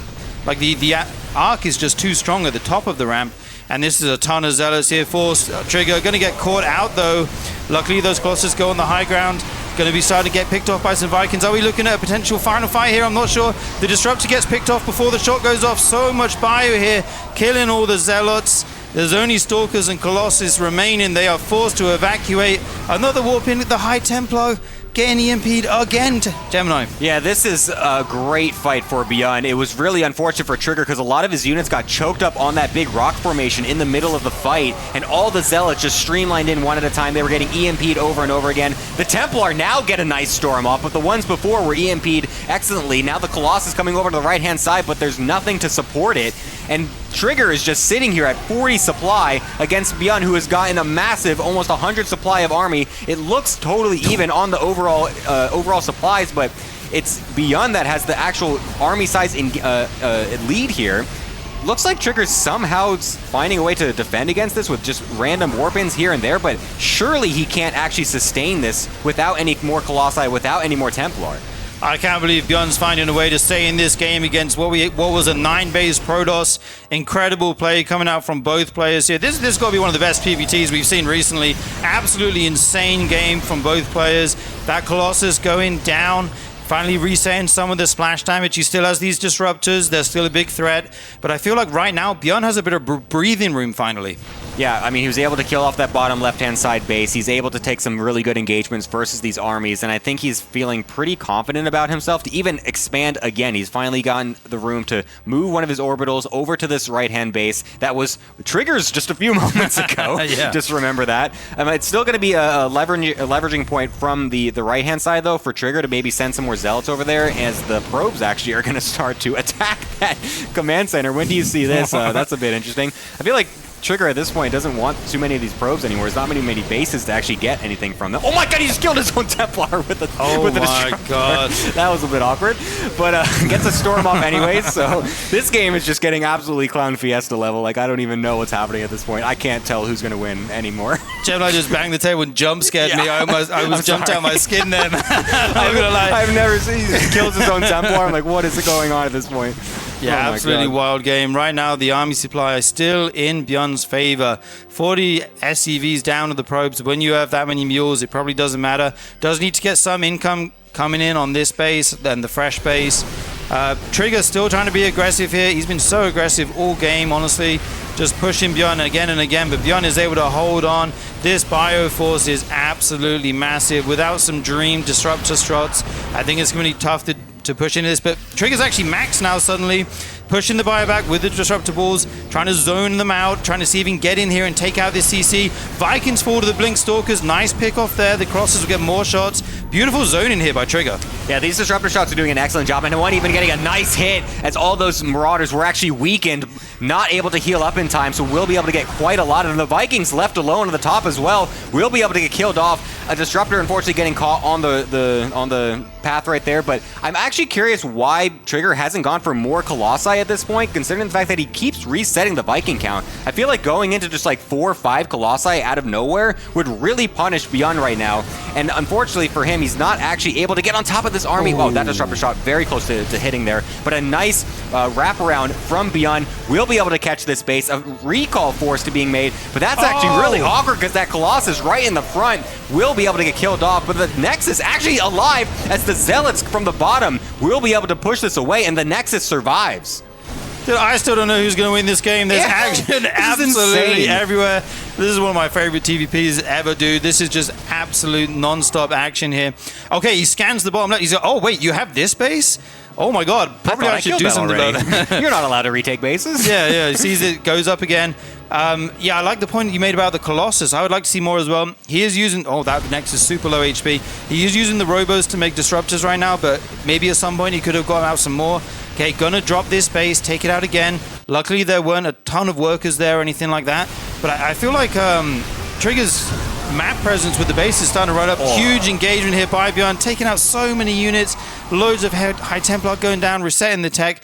Luckily, he had his army split. That wasn't everything, but huge loss there for Trigger. Yeah, that was actually a really nice engagement for ByuN, focusing down the Disruptors before they're able to actually connect, and also killing that base on the bottom left is going to be really good for him, as he's even now going to the top right-hand side. This base on the left-hand side is going to get killed off by Trigger, but there's not really that many things left to mine there anyways, but obviously at this point, you really need anything you can get, as this map is getting mined out, essentially. This top base that has been fought over so long is really going to be one of the last places that you can find minerals as ByuN, and we'll be able to just drop a ton of mules on that, get a lot of extra income boosted here. So at this point, the SCV count doesn't really matter all that much, so really just be continue to stare at the supplies of the armies, because these economies at this point in the game is going to get really wild. 142 SCVs dying. 142. That is 330 zealots going down. That shows just how many is made in this game. Okay, just lifts it in time. The Storm going to try and push this army back, saves one High Templar, and these SCVs going to do their best to repair that, drop it back down, keep mining. ByuN needs as much eco as he can get right now. Trigger's actually maxed. His army is massive. Going to pick off another CC. No, good lift again by ByuN. He's got to save it though. It's burning down. He has one SCV, one hero SCV right there. The mechanic. And Trigger's everywhere, dude. I don't even know what's happening in this game anymore, man. This is actually the most insane PvT I think I've ever seen in my life. And I don't drop that, you know, I don't just drop that anywhere. Like, this is actually ridiculous. And the fact that I still don't know who's going to win makes it even more insane, because Trigger is just killing every base everywhere. ByuN is just scrambling all over the place to find anything of value, and the fact that his army continues to be so large, he's got 15 medevacs still with so much energy that once an actual engagement happens, Trigger can just lose. It's totally possible that ByuN's army can just steamroll a fight and just instantly win the game at this point, despite the fact that he's been on 14 SCVs for the last, like, seemingly 6 minutes. And he saves another CC there, down at like 2% HP. Clutch saves with these SCVs. Guys, there's a reason Trigger's in the kitchen. He is cooking right now. He's maxed out. Insane army here. If he can get a good fight, he might be able to close this one out. 20 High Templar. It's so insane. So many storms. Infinite storms.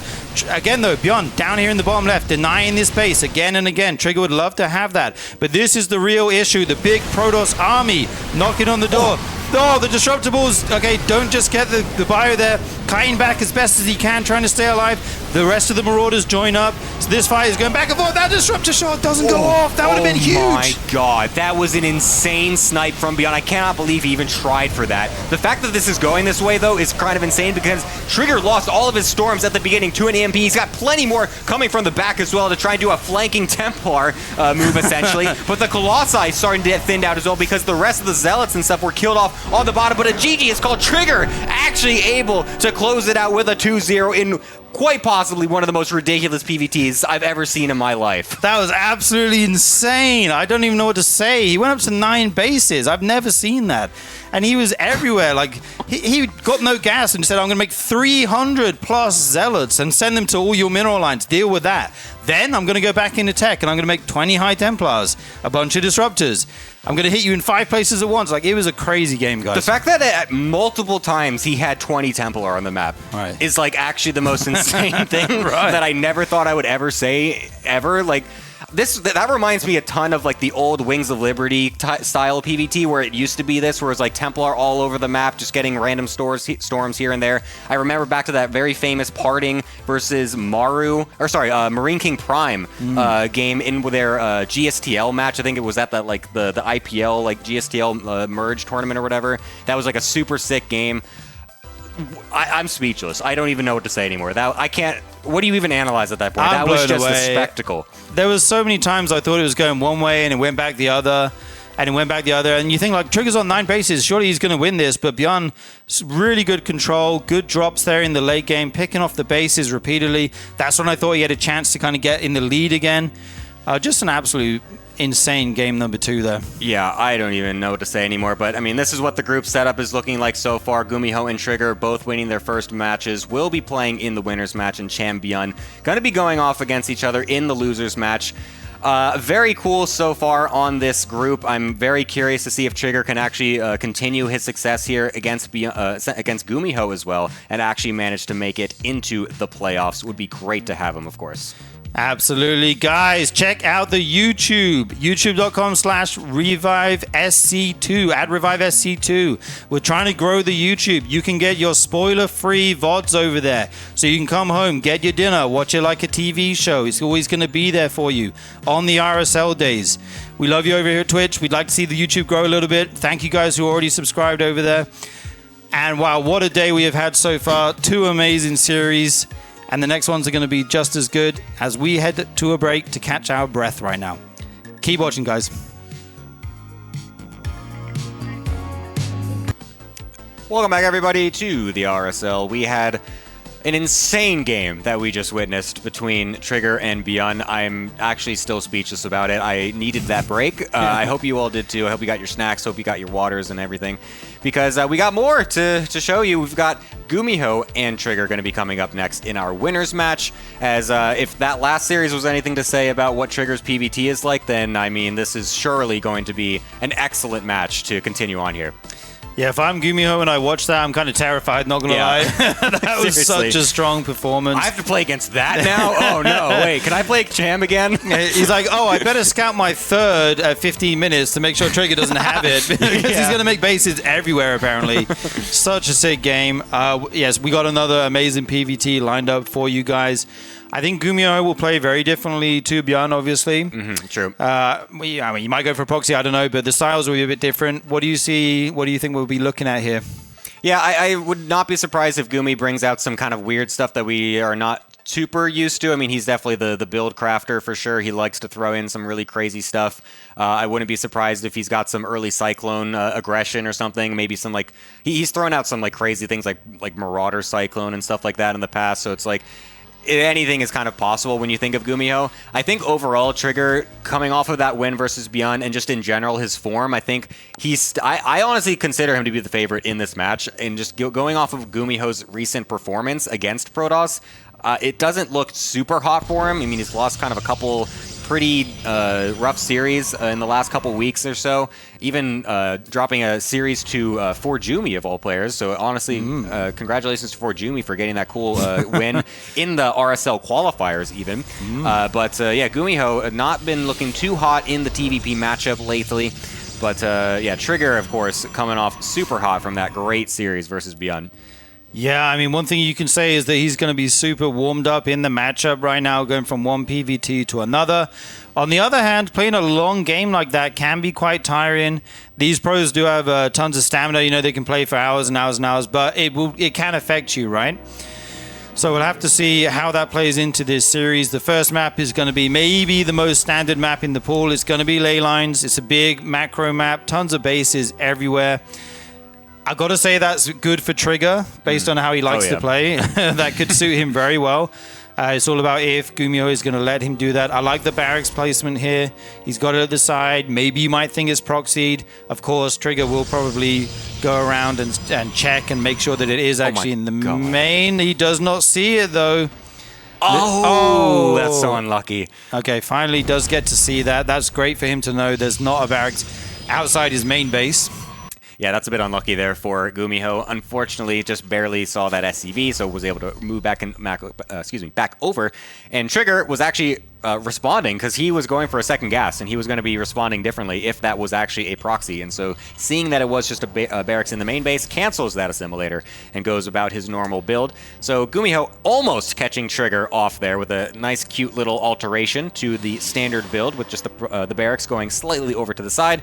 And now GuMiho is just going to try and scatter around, make sure that his side of the map has not got any weird stuff going on, make sure that Reaper can find the probe if he can, but looks like that was sent across already back to the Trigger's base, so nothing to be found there. Yeah, that's a nice little win for GuMiho. Like, it's not a big deal just canceling a gas, but sometimes these little things can kind of change your build order a lot. Like, you have to do things slightly differently. It can affect your muscle memory.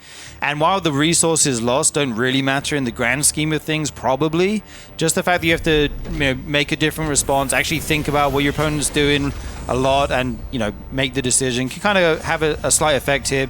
We do see the Cyclone, as you talked about, coming out for GuMiho. We know he loves those Cyclones. Trigger going to be open up pretty standard here, going for his Twilight Cancel, get that blink, get some Stalkers out, and probably pressure, as he likes to do. Yeah, we'll see what exactly he wants to go for, if he's going to be a bit more defensive with it or try to be more aggressive like he was on that last game versus ByuN on Cenotaph, where he went for the aggressive Blink Prism opener. This map is honestly actually not too bad for Blink aggression as well, I feel like, but it's not the best map in the pool for that. It's kind of a small area to actually blink up there, so I wouldn't really expect Trigger to go for something like that. I think he's going to take it as a more passive approach, just go for a fast third base after a Robo. Although, actually, getting the Robo this early, maybe he will still try to go for something aggressive. Maybe like just a 3-gate pressure or something like that. But regardless, basically both are fine. It's just a slight alteration on how you want to actually play the game. And it'll be on GuMiho to try and figure that out. Yeah, I imagine we may see a War Prism come out of the Robo, give him vision, of the high ground, so he can perhaps blink in the main or pick the Stalkers up. 4 of them will one-shot a worker. He can try and harass in that way. That Cyclone did get a free Adept. That's a nice little pick-off for GuMiho. He's got 2 mines in the medevac, going to send those across the map, try and get that mine drop in the mineral line, see if he can get any damage done. And he's going to follow up with a siege tank, which is what you need against the blink pressure. You put that in the main, so if they do decide to blink on the high ground, they take a big tank shot to start the engagement, and hopefully you deter them from doing that again, or even just make them leave entirely. Yeah, it looks like it is going to be that 3-gate blink pressure, like I mentioned, from Trigger, with that slightly earlier Robo there and that extra gas as well. So we'll be trying to go for that. This Widow Mine drop looks like it might be coming in just when Trigger wants to be moving across the map.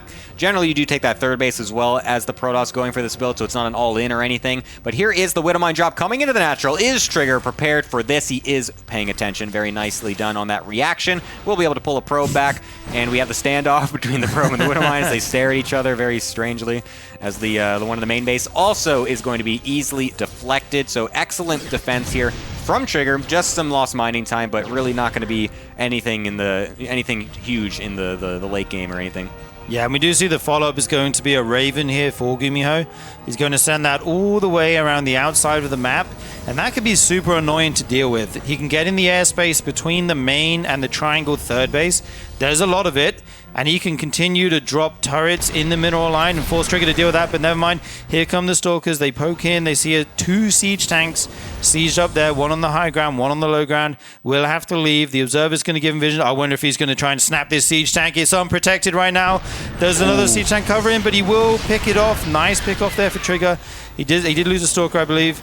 But yeah, that's a good trade. Yeah, I do like that. You saw he moved 1 Stalker forward to tank the initial shot, so that way then he can blink in with the rest of them and not get too much damage. Even blinking forward again on that tank, realizing that he's going to have to swing this momentum a little bit since he got that first tank, and that's actually great for him. Will allow him to just kill off these early supply depots at the front, potentially even supply block GuMiho, force a reaction from him, and this is going to allow him to actually get more damage than I really thought he should have. It felt like GuMiho was actually going to be pretty well defended there with the extra tanks all together. Was a bit of an awkward situation to have them both right there shooting at the Stalkers at first. So nicely done by Trigger to find some damage where I thought he wouldn't. But now Auto Turret actually finding some even more damage than I expected. 6 probes out of nowhere from that Auto Turret is actually excellent for GuMiho. Yeah, and Trigger has no way to get rid of that Raven, right? You can kill the Auto Turret, you can drag your workers away to stop the deaths. You can't actually get rid of the Raven, so it's going to continue to be annoying with those Auto Turrets. And I like that Trigger actually got the 2 tanks. He also got 2 depots as well. Huge value there for the Stalker trade. He's continued to posture aggressively. It's really hard for ByuN to move out. You don't want to get things picked off. The Observer giving him all the vision here. Will he go into the main here? Oh, he could go for the add-on. Okay, decides against it. Good decision as the bio was going to wrap round there. And here comes this Raven again, drops the Auto Turret, going to pick off some more probes. And right now they're doing the dance. ByuN trying to move across the map. Trigger trying to pick off whatever he can with the Stalkers. A nice little drop at the third base as well to really mess up with the motions here for Trigger. Will force a recall, actually, which means that he won't have the Stalkers out on the map to meet this army as it comes across. You really do want to have that as the Protoss player, so that way you're constantly chipping away at the army. The medevac just suiciding itself forward is not great from GuMiho, so that's going to make it even more awkward for him to try and make this push actually successful, but he's still going to commit to it, trying to get the sieges up on this tank anyways, but only one of them unsieged. Forward blink will be able to kill 2 of them off. The bio very weakened now without that medevac, and now we're able to re-engage, get another blink off. The next medevac not quite here in time, and a next excellent defense from Trigger with a couple of mistakes from GuMiho. And he's even going to continue to push this another blink forward, picking them up also afterwards to trying to negate all of that extra damage. Look at this little cute micro that he keeps doing with this prism. It's ridiculous. Trigger really wants to push the issue. Beautiful control from Trigger there, saving as many units as he can, aggressively blinking in, going to get as much as he can. Actually denies the third base from going up. This may just be critical damage here, Gemini, as he's This auto turret's being annoying, but that's all it is. It's not annoying. It's not game ending or anything like that. The Protoss army is looking very good here. How do you leave your natural right now as GuMiho? He does have this one medevac here, going to drop again at the third. Will he recall again to save that, or will he just send it? It looks like he's just going to commit to the natural. He doesn't actually have the recall back off cooldown, so he's not able to do that. We'll be able to warp in some more Zealots, realizing how much units are on the other side of the map. It's not much, but that's basically half of GuMiho's army, and so that's going to allow him to really find a position here in this natural. 21 SCVs getting killed off, more to come as well. Double Widowmine getting burrowed right in front of the army, trying to get something. Unfortunately, Trigger's not looking at that, so that will actually kill a decent number of the units, but 3 Immortals continue to be so much damage output from Trigger, and that's going to be that. Trigger finding a nice, swift Game 1 victory. Dude, Trigger is looking in such good form right now. His PVT is out of this world. I love the way he's playing with these Blink Stalkers, getting so much value out of them throughout the game. He's just got like a handful of them, and he's picking off tanks, depots. He's defending with them with the recall. Picking off those 2 medevacs, though, felt so huge. A little bit unfortunate for GuMiho. I think he A-moved everything, and the medevac is faster than the ground army, so it went at the front. If he didn't lose that, suddenly that push becomes a lot more scary. And if you got that extra siege like you talked about.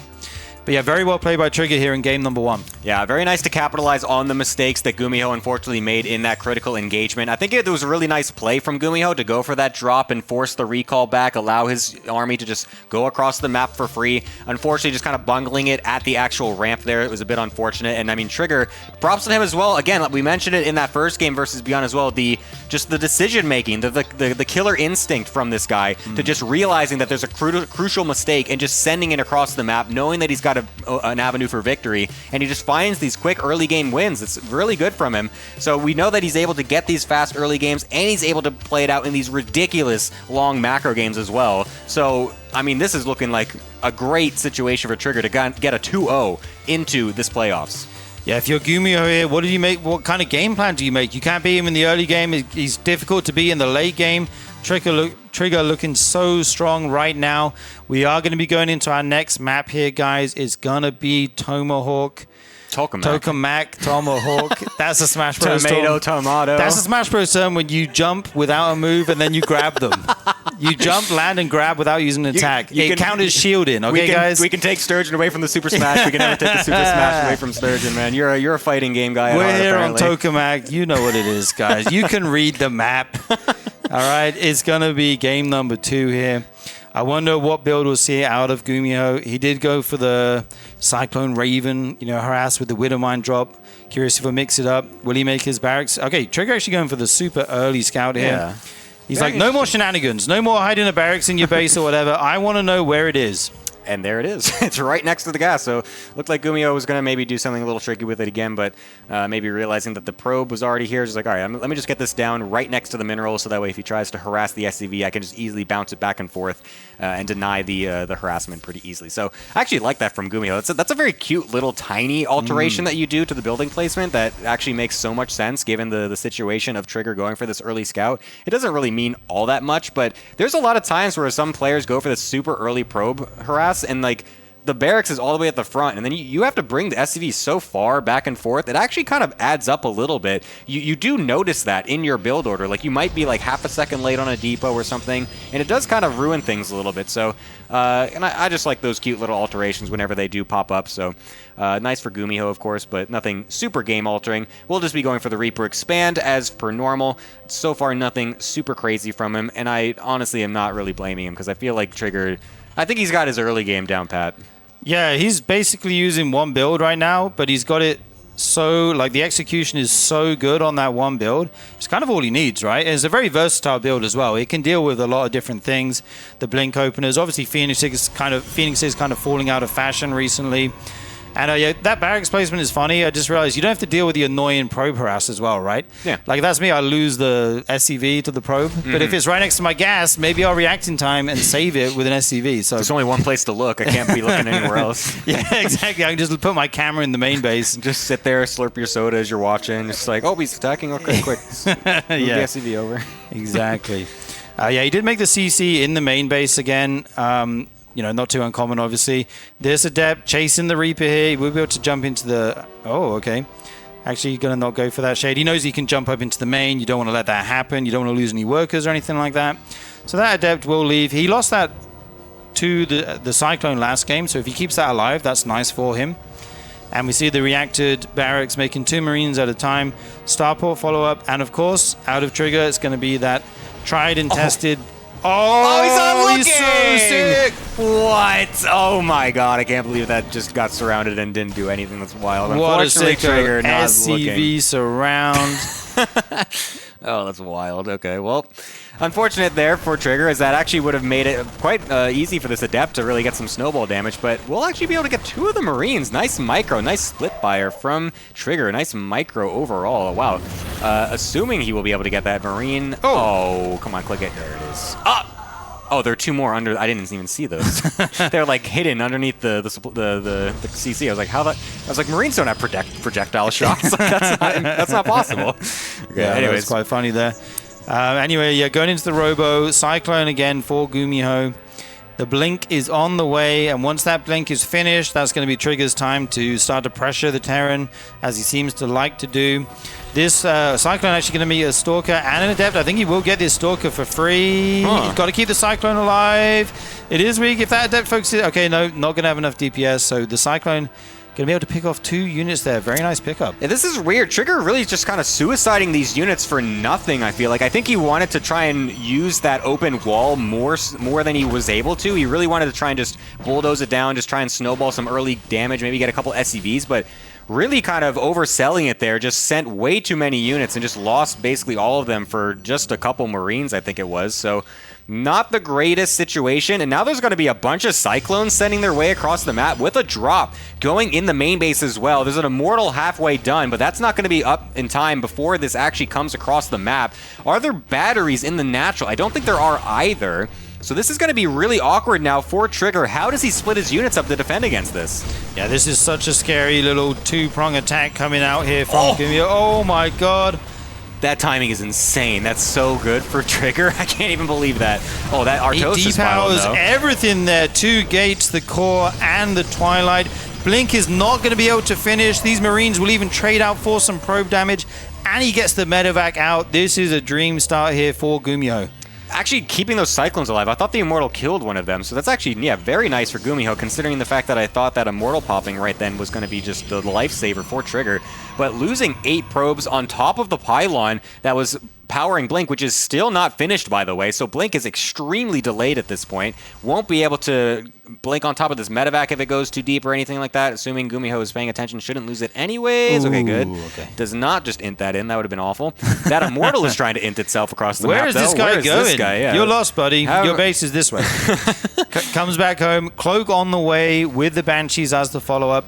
We don't see a Raven this game. What do you think about the choice going for Banshees this game? I like it. I do like it. It just kind of adds to the chaos a little bit. GuMiho loves these types of early openings where you just have so much random aggression here and there. Going for multiple Banshees as well before even showing any of them, I think is really nice. Unfortunately, he's super supply blocked. Yeah, he's been supply blocked for quite a while now, and so now his Raven and tank is actually really late, but we already have 2 tanks on the defensive. We got these Cyclones brought back home, and I think GuMiho is going to be sitting very pretty in this early game, considering how much early damage he was able to do, and the fact that he was able to trade out so many units for free based off of Trigger just kind of suiciding them earlier on. Yeah, and he got his 3rd base nice and quick here, so he's not going to be like all in or anything. Trigger has his on the way as well. It's mech. It's mech, guys! He's doing it. 2 factories going down. Storm obviously not as effective against those high HP, tanky mech units. And this is what GuMiho's kind of made, you know, this is what he's known for, right? This amazing mech play. Love to see this coming out of him. Of course, Trigger does have charge on the way. He has Immortals. That's the kind of stuff you want against the mech army. But right now, he has no idea. Yeah, that's a critical observer snipe from GuMiho. Because, yeah, Trigger was not able to get in whatsoever. He did not get deep enough to see that there were extra factories being made, which is a critical scout. You need to see that very early, because Trigger is really committing into the fast storm play, and really you don't want to have this fast storm against a straight up mech player. If he's going for like battle mech, where it's like the Cyclone Hellion stuff, then it can be quite good. But if you're just going to be sitting back with tanks and everything, it's actually not that great. You want to be able to know this is happening as soon as possible, These double cloak Banshees also finding the Templar with no observer is excellent, forcing them to morph into an Archon, sniping the other ones, just gonna run it on home, sees no probes, doesn't want to bother with it, keeps them alive. GuMiho is running just completely over Trigger in this game, I feel like. This is an excellent start from him. Yeah, that snipe on the High Templar, forcing the other two to merge into an Archon, that slows down the timing that Trigger's trying to do here, right? You get in the Warp Prism, you want to put 4 High Templars in them, and you want to storm everything that the Terran has, but now you don't have those High Templars, so you just can't do that anymore. You need to come up with another plan. More upgrades on the way here. We see the Cyclone upgrade, we see the Raven upgrade. All good stuff here, and a Sensor Tower going down, probably at the third base there, yep. So GuMiho is in position to try and defend this attack. The Banshee's still being annoying, picking up a pylon. The Trigger is just going to go for it. Storms go down, not hitting too much there. There's still a lot of mech. Okay, nice storm there on the Hellions and the tank. These Immortals going huge, putting out so much damage. Reinforcements coming in for GuMiho from the main. And it looks like GuMiho will be able to hold here. Very nice defense. Yeah, that was excellent. He had a couple tanks on the high ground helping out as well. The Banshees coming in from the bottom of the map will be able to flank these Immortals as they're just stuck with nothing to help them. A couple Stalkers coming on in, but there is an Observer actually. Will be able to help versus Banshees. And that's actually critical because GuMiho doesn't really want to lose them. It's actually great to keep those alive. They do a lot of extra DPS the longer the game goes on. Unfortunately, we'll lose some of those, so nice for Trigger to actually bring an Observer here, and we'll try to snowball this a little bit. An extra Templar coming in for a Storm. This is extremely scrappy for, I feel like, no reason. I don't know, I feel like Trigger can maybe kind of group up a little bit before going for this extra attack, but it will net him a few more kills on some of those key units, so maybe this is actually the correct play to just continue to snowball this as much as possible, because GuMiho, if he's able to get set up, then that's when it becomes very powerful for the mech player, and as you can see, GuMiho realizing this, trying to bring some extra SCVs to just make sure he can hold this one position, because if he can, then that means Trigger can't find any avenue in this attack. Yeah, GuMiho actually getting his 4th base before the Protoss player. That's when you know you're doing very well in the game. He's in a great spot right now. We see this drop come over here with, I think it's the 2 Cyclones. Going to try and drop here. Might even be able to take the Nexus. I don't know. Okay, he doesn't decide to do that. Goes into the main. That's going to be very hard to deal with. Obviously, no units here right now. Oh, it's actually Hellbats, my bad. I'm going to pick off some probes with the blue flame. Okay, Recall does come in. He will pick these off. Only 4 lost. That's not bad. So, oh, it was just 2 Zealots, though. What? Not even that. Not enough units to be that. Sick Recall, yeah. Probes going everywhere, by the way. From the main to the 3rd. From the natural to the 3rd. Coming back now. But this medevac's not dying just yet. Finally going to go down. With them. No! Dude, if those had landed, that could have been absolutely huge. Oh my god, that would have been sick. I do wish that would have happened. As much as I am a Protoss player, sometimes I just like to see the cool moments happen. But it looks like GuMiho is really finding a nice footing in this game. The defense was held, and now he's able to really scramble Trigger on his own defense as well. Just two Hellbats in a medevac, able to just make so much chaos in Trigger's base. Like you were saying, probes running left and right. The income actually going to have to be, it would have been affected very heavily from that. Not many probes mining for that. Good 30 seconds or so is going to really hinder that. Nice storms going up on these units to just try to keep them away. Not the best connections overall to deal the damage, but it does give Trigger some more time to recoup and get all of his units together to try and just push this army away. The army from GuMiho, I feel like we're missing some of it. Okay, some of it is coming across from the other base as well, so they will be able to meet together in the middle. I wish that, or I hope that GuMiho does wait for all that before he goes for a big attack, because if you go as mech without all of your stuff together, that's when you can start to just fall apart, because then you need everything together to go for the big final push. You can't really just kind of throw stuff here and there like you can ByuN, so GuMiho really trying to set himself up for this and see if this is able to actually get some huge damage. Yeah, that is an insane amount of Cyclones over there. This Warp Prism going to go down with the High Templar as well. Forced to morph, but it won't matter. It's still going to die. The gateway units try to come in here, but there's just so much mech, guys.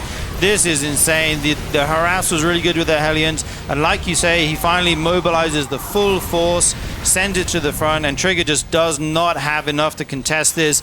Probe's going to try to evacuate, but what are you going to do? If you evacuate, you're getting further behind, right? GuMiho with a 20 worker lead, which we don't normally see in this matchup right now. He is looking insanely strong here. Yeah, this is an excellent move from GuMiho, just really pushing everything right in. Catching Trigger off guard a little bit, was not prepared for the mech army to be moving over to that side. Missed it completely with the Prism. Unfortunately, losing it. Only really able to get one Storm off on just a few units and wasn't able to actually do anything. Huge tank shot on these 2 Templar as well. Will be able to just barely survive. A Hellion even running forward to get that last kill. And another one! That's awesome. I love that. Tries to just get any little damage he can. GuMiho realizing the position he's in, styling a little bit at this point with his mech army. I mean, there's a couple of Stalkers just blinking around the middle of the map, just trying to find any sort of value what they can. But I mean, this is a terrible situation for Trigger. He's down an incredible amount of army supply. GuMiho's basically doubling him at this point. He's got +2 armor on the Cyclone mech as well. This is really nice. So, I mean, what's Trigger trying to do at this point? He's trying to get anything to try and defend against this. The tank count is minimized at least, so that is kind of nice. But, I mean, look at these Cyclones, man. You can't get on top of this. That's a GG. GuMiho bringing it back. Will not die so easily. Yeah, what a game by GuMiho. I feel like this time the early game was so much better for him. Able to pick off so many units, like you say, with the Cyclones. Everything kind of went his way. The Banshees got big damage. They picked off the High Templar, forced the Morph. That kind of takes the wind out of the Protoss sails with that War Prism High Templar timing that they like to hit. Like, imagine the timing that Trigger did if he had a War Prism with 4 High Templar as well. It suddenly becomes so much stronger. But GuMiho played that pretty damn well. He expanded really aggressively. His economy was excellent. And we are all tied up 1-1. Yeah, that's actually a good point. That's probably the most clutch moment of the game when he does snipe those 2 Templar with the Cloaked Banshees. Like, that was actually very... Yeah, it's a great point. Because, yeah, if there's Thank you. Yeah, no problem. You're a good caster, even if it's not Zerg, man. Look at that. Yeah, I'm doing my best. Yeah, no, if he had, like, just a couple more Storms in that engagement, I think that definitely can roll Trigger's way, but not the case. Very nicely done by GuMiho, catching Trigger off guard with multiple stages of that game. The fact that his build let him just catch all those units in the beginning, the fact that the Banshees were unscouted, the fact that the mech transition was unscouted, that's really like a GuMiho style of game, I think. That's what you want to see if you are a GuMiho fan, if you're trying to see him advance into this playoffs. So we'll see if he's able to bring that into our next game as well, which is going to be on Persephone, and we'll see if Trigger is able to fight back a little bit in this game.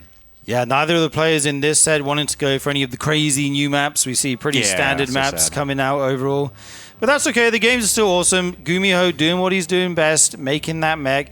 Do you think he'll go happen? Yeah, making it happen. Do you think he'll go for it again in Game 3? I kind of think he probably, I don't know, maybe he should because it suits him. But also, I just realized in Game 2, you pointed it out, the Observer was sniped, right? Yeah. If Trigger actually saw that, like if that Observer didn't go down, the whole game could look different. Yes. It's very difficult to get the deep dive with the Observer as well, of course. If they open Raven, it's just such a risk. It's such a gamble to try and go around it and just get the full information.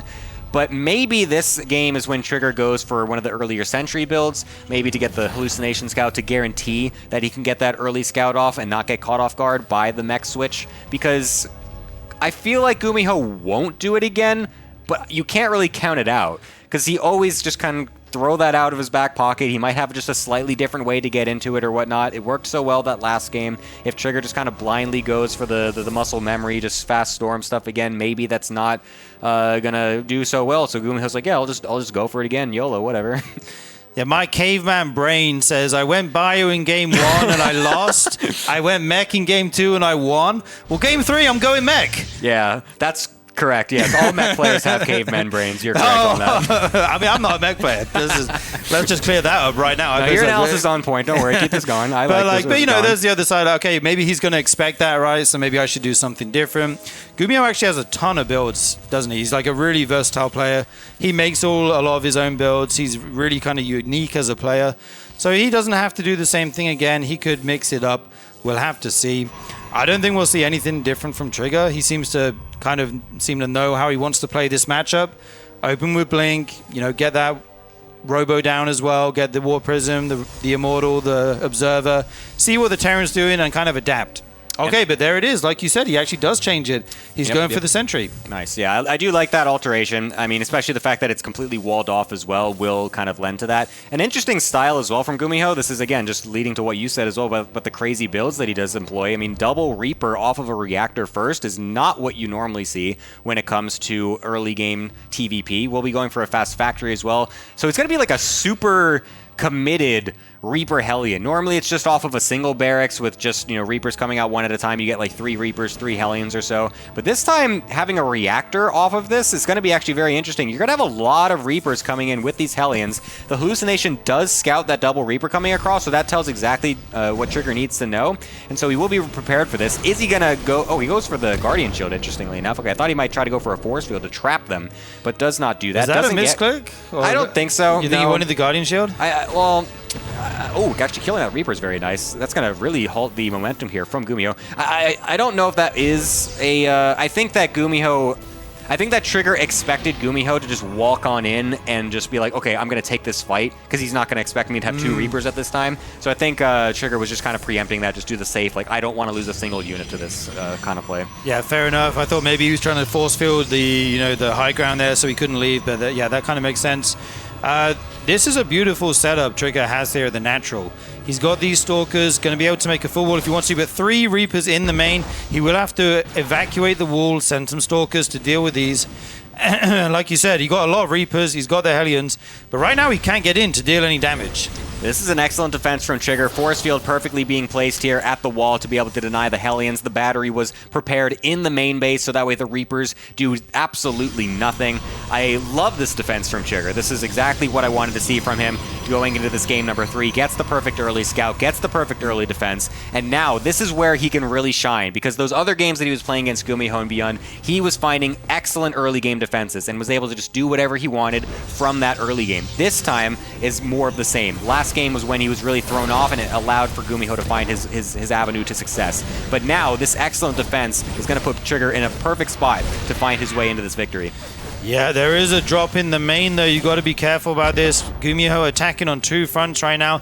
Does not want to lose too many of these units. He's going to siege a tank in the main base. Who could expect that? Suddenly, there's only 2 Stalkers here with the shield battery.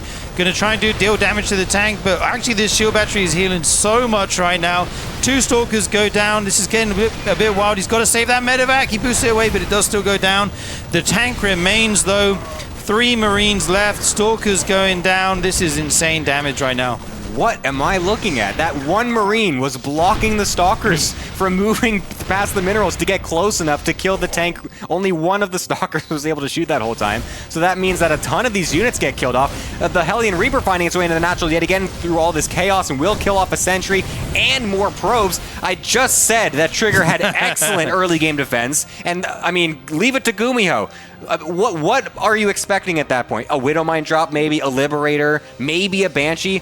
You're not expecting 4 Marines and a tank in the back of your main base? Like, what is that drop? And that's the perfect play from GuMiho, as it allows Trigger, it scrambles him up, forces the errors there. That 1 Marine block, everything was crazy. And now GuMiho is finding himself in a much better position. Yeah, and he's going for the Banshee Cloak follow-up, a Raven to follow, 3rd CC on the way as well, so GuMiho wants to take this to a big macro game if you can. Blink just now starting for Trigger, obviously delayed with the sentry and all the defense he had to make. He is getting his 3rd Nexus, but that's actually as the 3rd CC is almost finishing here, so not the best time in there. This Observer just gonna go down. It does get the scout off this time, but still losing it is a little bit painful. And Storm is on the way. Oh, wait, what? He actually cancelled the Storm and made the High Templar first there? Yeah, I think he's... Yeah, he wants to get an Archon. It was on the way. He decided to cancel Storm and make an Archon. Did he see the factories? Because it's mech. Oh, yeah, maybe the Observer saw it. So he might have just barely noticed that it was the mech switch. I actually don't want Storm against this. I'm going to go for the Archons instead. Because I was also so confused. Because normally you do the cancel to, like, if you're expecting an early push or something like that. Right. But the fact that he saw a 3rd CC... I mean, it's like, well, why would that's stupid. Like, you don't need to cancel Storm when you see they're going for 3 CCs. Like, right. So yeah, I think he just saw the extra factory coming in, so he's like, oh, okay, it is mech, so cancel that Storm. I'm gonna be going into just other stuff. Anyways, he did go charge first this game, by the way, so I think he was just expecting an early follow-up attack with like a tank follow-up or something. So that's why his blink is so delayed in this game. So kind of an interesting alteration from Trigger as well, which I actually do like. And this Banshee also gonna get killed off, which is quite nice. So the nice reaction from Trigger will allow him to lose not as many probes as I think he normally otherwise would have if this Banshee just kind of got in by itself. So I think GuMiho did find some nice damage with that drop, but I don't think this is like a game-ending thing for Trigger. I think he's still able to find a nice foothold in this game. Yeah, absolutely. It's so funny to see a Reaper running at 7 minutes 30 and grenade some Stalkers and then leave without dying. Really insane here. We got a big army coming out for Trigger. He's adding the Archons. He's got the Warp Prism so he can be aggressive on the map. Still adding more High Templar for those Archons. Another Banshee on the way. GuMiho is going mech, like we said. He's got his Blue Flame almost finishing. And I think Trigger might be looking to hit a similar time to last game, but instead of Storms, he's going to have more Archons this time, which is what you want against that mech army, right?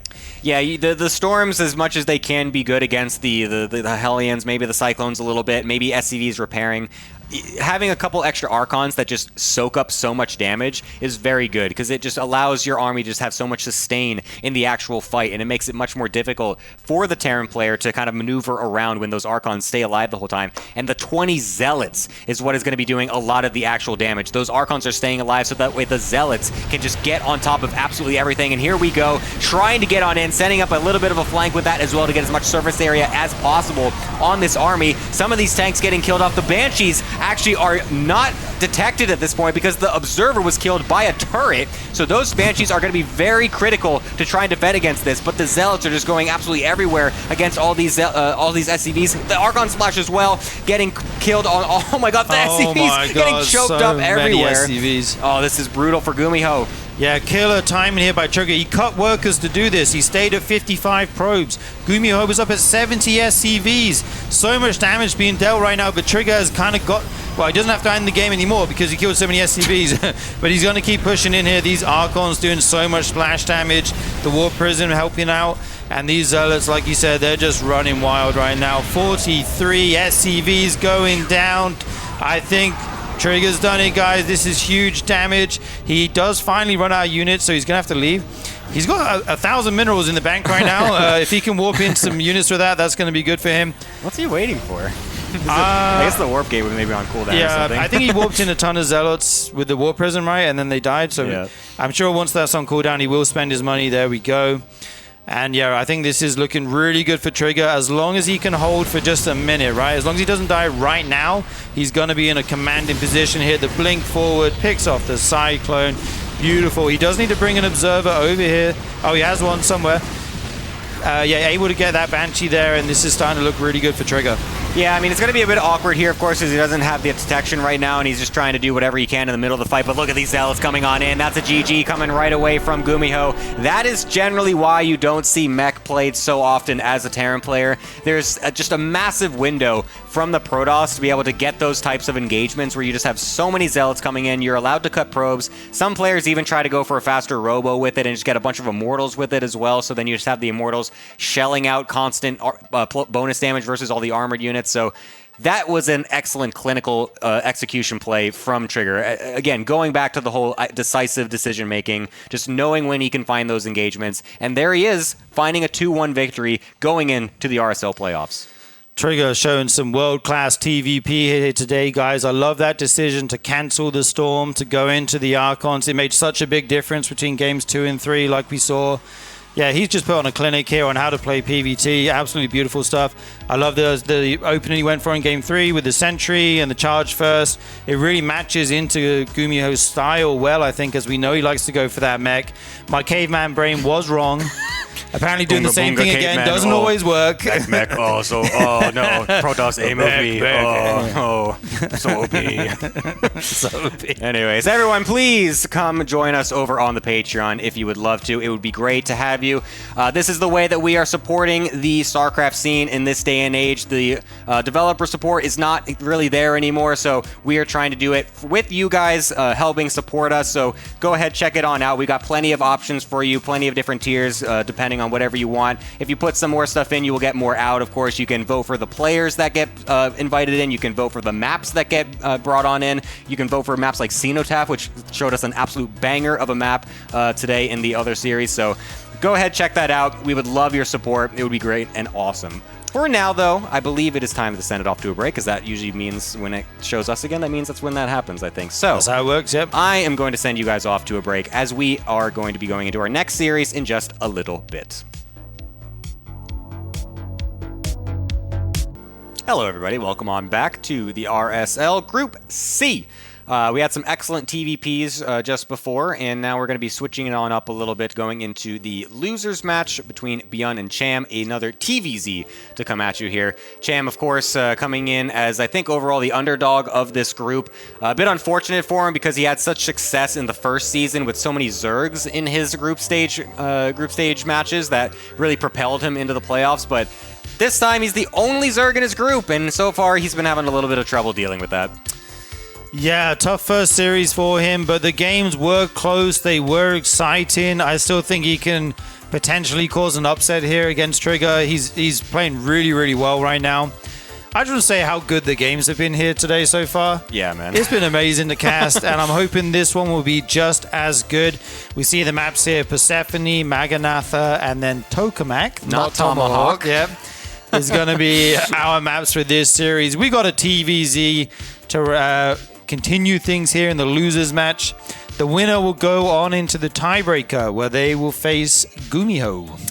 Yes, I'm very curious what Cham is going to be bringing here. I mean, ByuN, I think, is going to be kind of some of the same that we've normally seen out of him. I think he's just going to bring out some solid play, maybe bring out some proxies and whatnot to try to throw Cham off, but Cham has been the one that really brings in these really interesting styles to basically any game that he plays, I feel like you were mentioning before in the other series, a lot of that early Ling, Bane, Muta stuff in ZVZ, which was wild. He tries to bring out Mutas still in TVZ. We saw some crazy Infestor play from him versus GuMiho earlier today, so I'm very curious to see what kind of stuff that he brings into this TVZ on Persephone.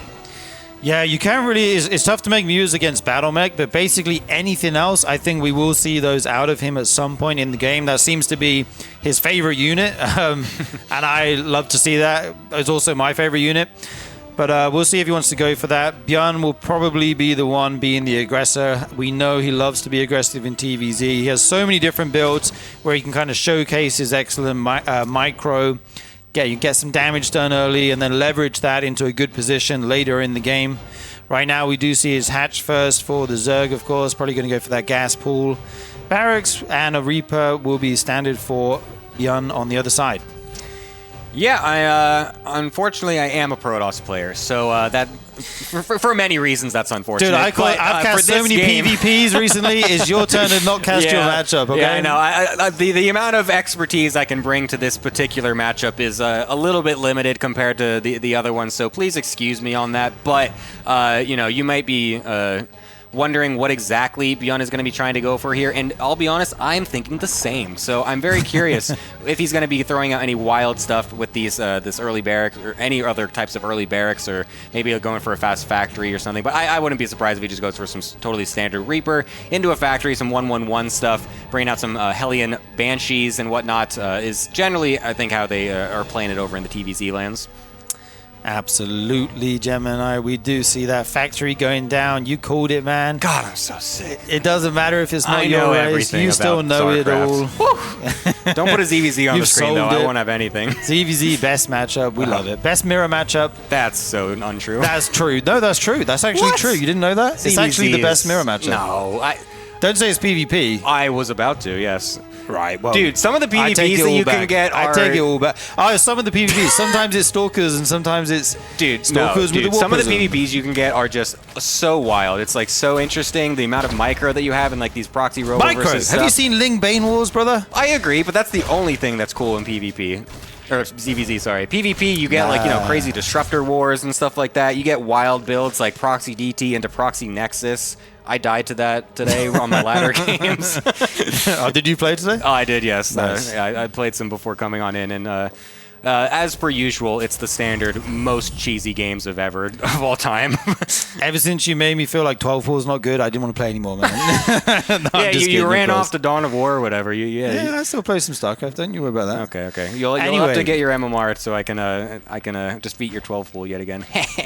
No sniping me. That's not allowed. Anyway, we do see a pretty normal game here as we were yapping away. 3 hatch going down for the Zerg, powering up with these drones. The Reaper, seeing if he can pick off a creep tumor. Nice zoning by the Queens at the front. And you called it actually, is going to be Hellion Banshee with the cloak. He's nailed it. And yeah, this is kind of what ByuN does best, I feel like. Harass you on multiple fronts, follow up with some... Wow, this is... I was going to say, that's a bit of a wild dive right there with just the 2 Hellions. We often see them go for at least 4 before they do that, so they can actually kill drones, quick enough. But yeah, Ling Speed going to be finishing up here. Cham's back on gas. Everything's looking pretty normal so far. Yeah, the Cloak's going to be coming in here pretty soon as well. We're just going to use these Hellions to try and deny as much creep spread as possible to make it as annoying as possible. Oh, a nice little Reaper grenade actually bouncing the Hellion, or the Queens over to get another creep to her, but unfortunately loses a Hellion in the process, so that will kind of diminish some of the momentum here from ByuN, but we'll be able to just go back to the Healing Shrine on Persephone. Nice little map addition here. It does allow for this early aggressive poking to be much more worthwhile compared to some of the other maps, and so the Banshee is going to be finding its way over on the left-hand side of the map at this point. Spore Crawlers should be ready in time for this, so I don't believe this will be doing any crazy amounts of damage, but we'll see what's over in the main base. Yeah, he does have that Spore Crawler ready. Very nice timing on that. The Queen will be there to greet the Banshee and send it away. Not even going to lose 1 drone. Very nice defense here from Cham. And we've seen how monstrous his mid-game can be, like the way he was playing in his first set. If he gets into that mid-game without taking too much damage, I think he can is a really good shot here. And right now he's setting up everything he needs. Stim is on the way for ByuN. He's going to be going into Bio here, moving some buildings around as the Terrans like to do. And I like they use the Healing Shrine like right away, right? Like I feel like pros have got a much better... Like, they got much better at actually using that shrine as soon as they need it. It used to be like an afterthought, I feel like. Oh, my army's kind of weak in the mid-game. Oh, there's that thing, right? Let's go use it. But now they, like, know, and they kind of incorporate it into their build as well. These Banshees, though, are close. Going to try and get this Queen. She's getting low on HP. You'd want to try and save it. Okay, nice save there. A couple drones going down. But overall, this is fine for Cham. Yeah, nice micro there to keep that Queen alive. Now the Hellions, though, coming in on the right-hand side. Nice couple Lings on the top actually blocking there, allowing the other Lings to get a nice surround. Unfortunately, a lot of the Lings actually will get killed off. Nice positioning from ByuN to get into that little choke point there, and that will allow now the drones to run away as these 2 Hellions finding still good amounts of damage. 6 drones getting killed off and allowing these Banshees... Oh, no, he didn't actually kill it. Oh, what did it... Oh, he ran away. I thought the hatchery was surely going to go down there. I thought ByuN would try to commit to that, but does not get it. And now these Banshees are going to just float between the 2 other bases here. Should still be able to get some damage. A Queen, a drone.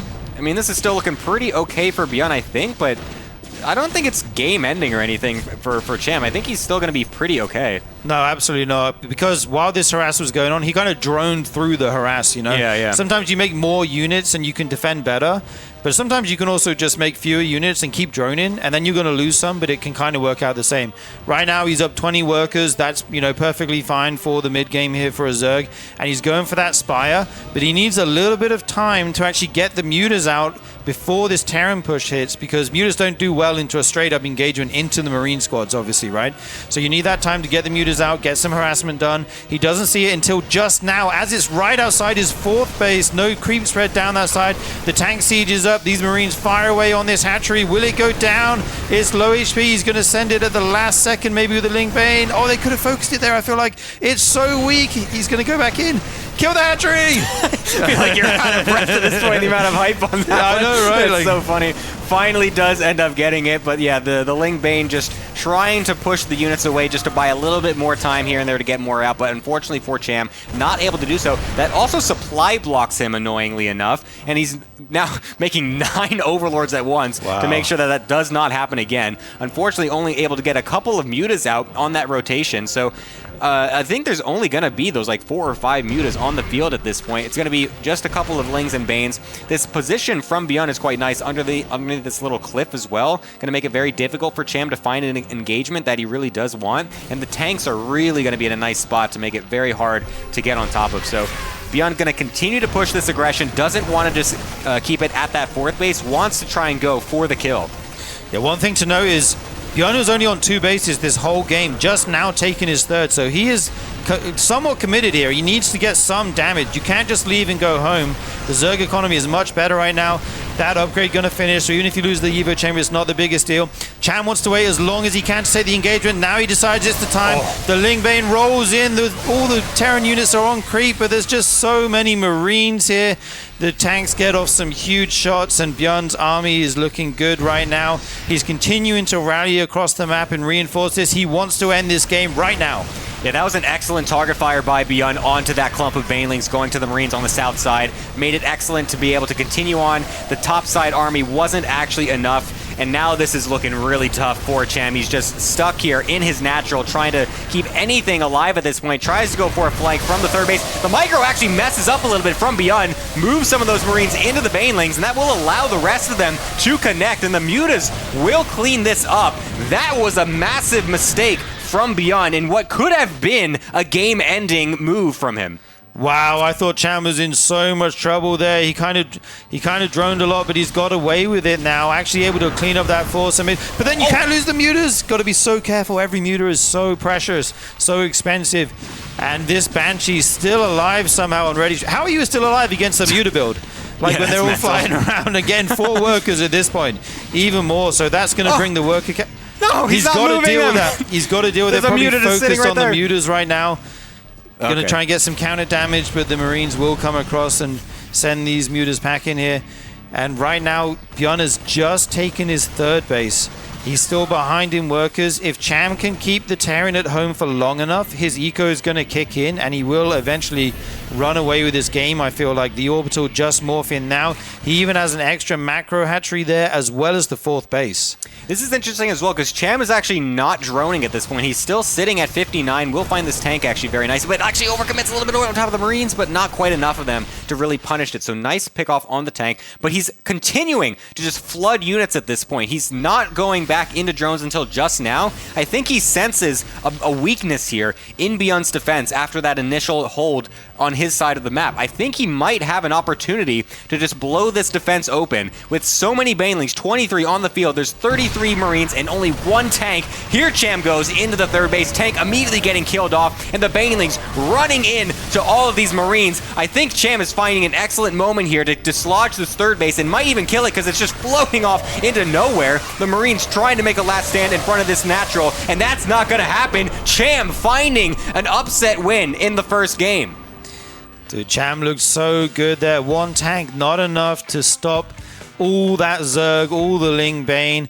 It looked so scary for him, honestly. It is natural with the siege tanks all siege in those little positions near the wall where it's hard to get to them.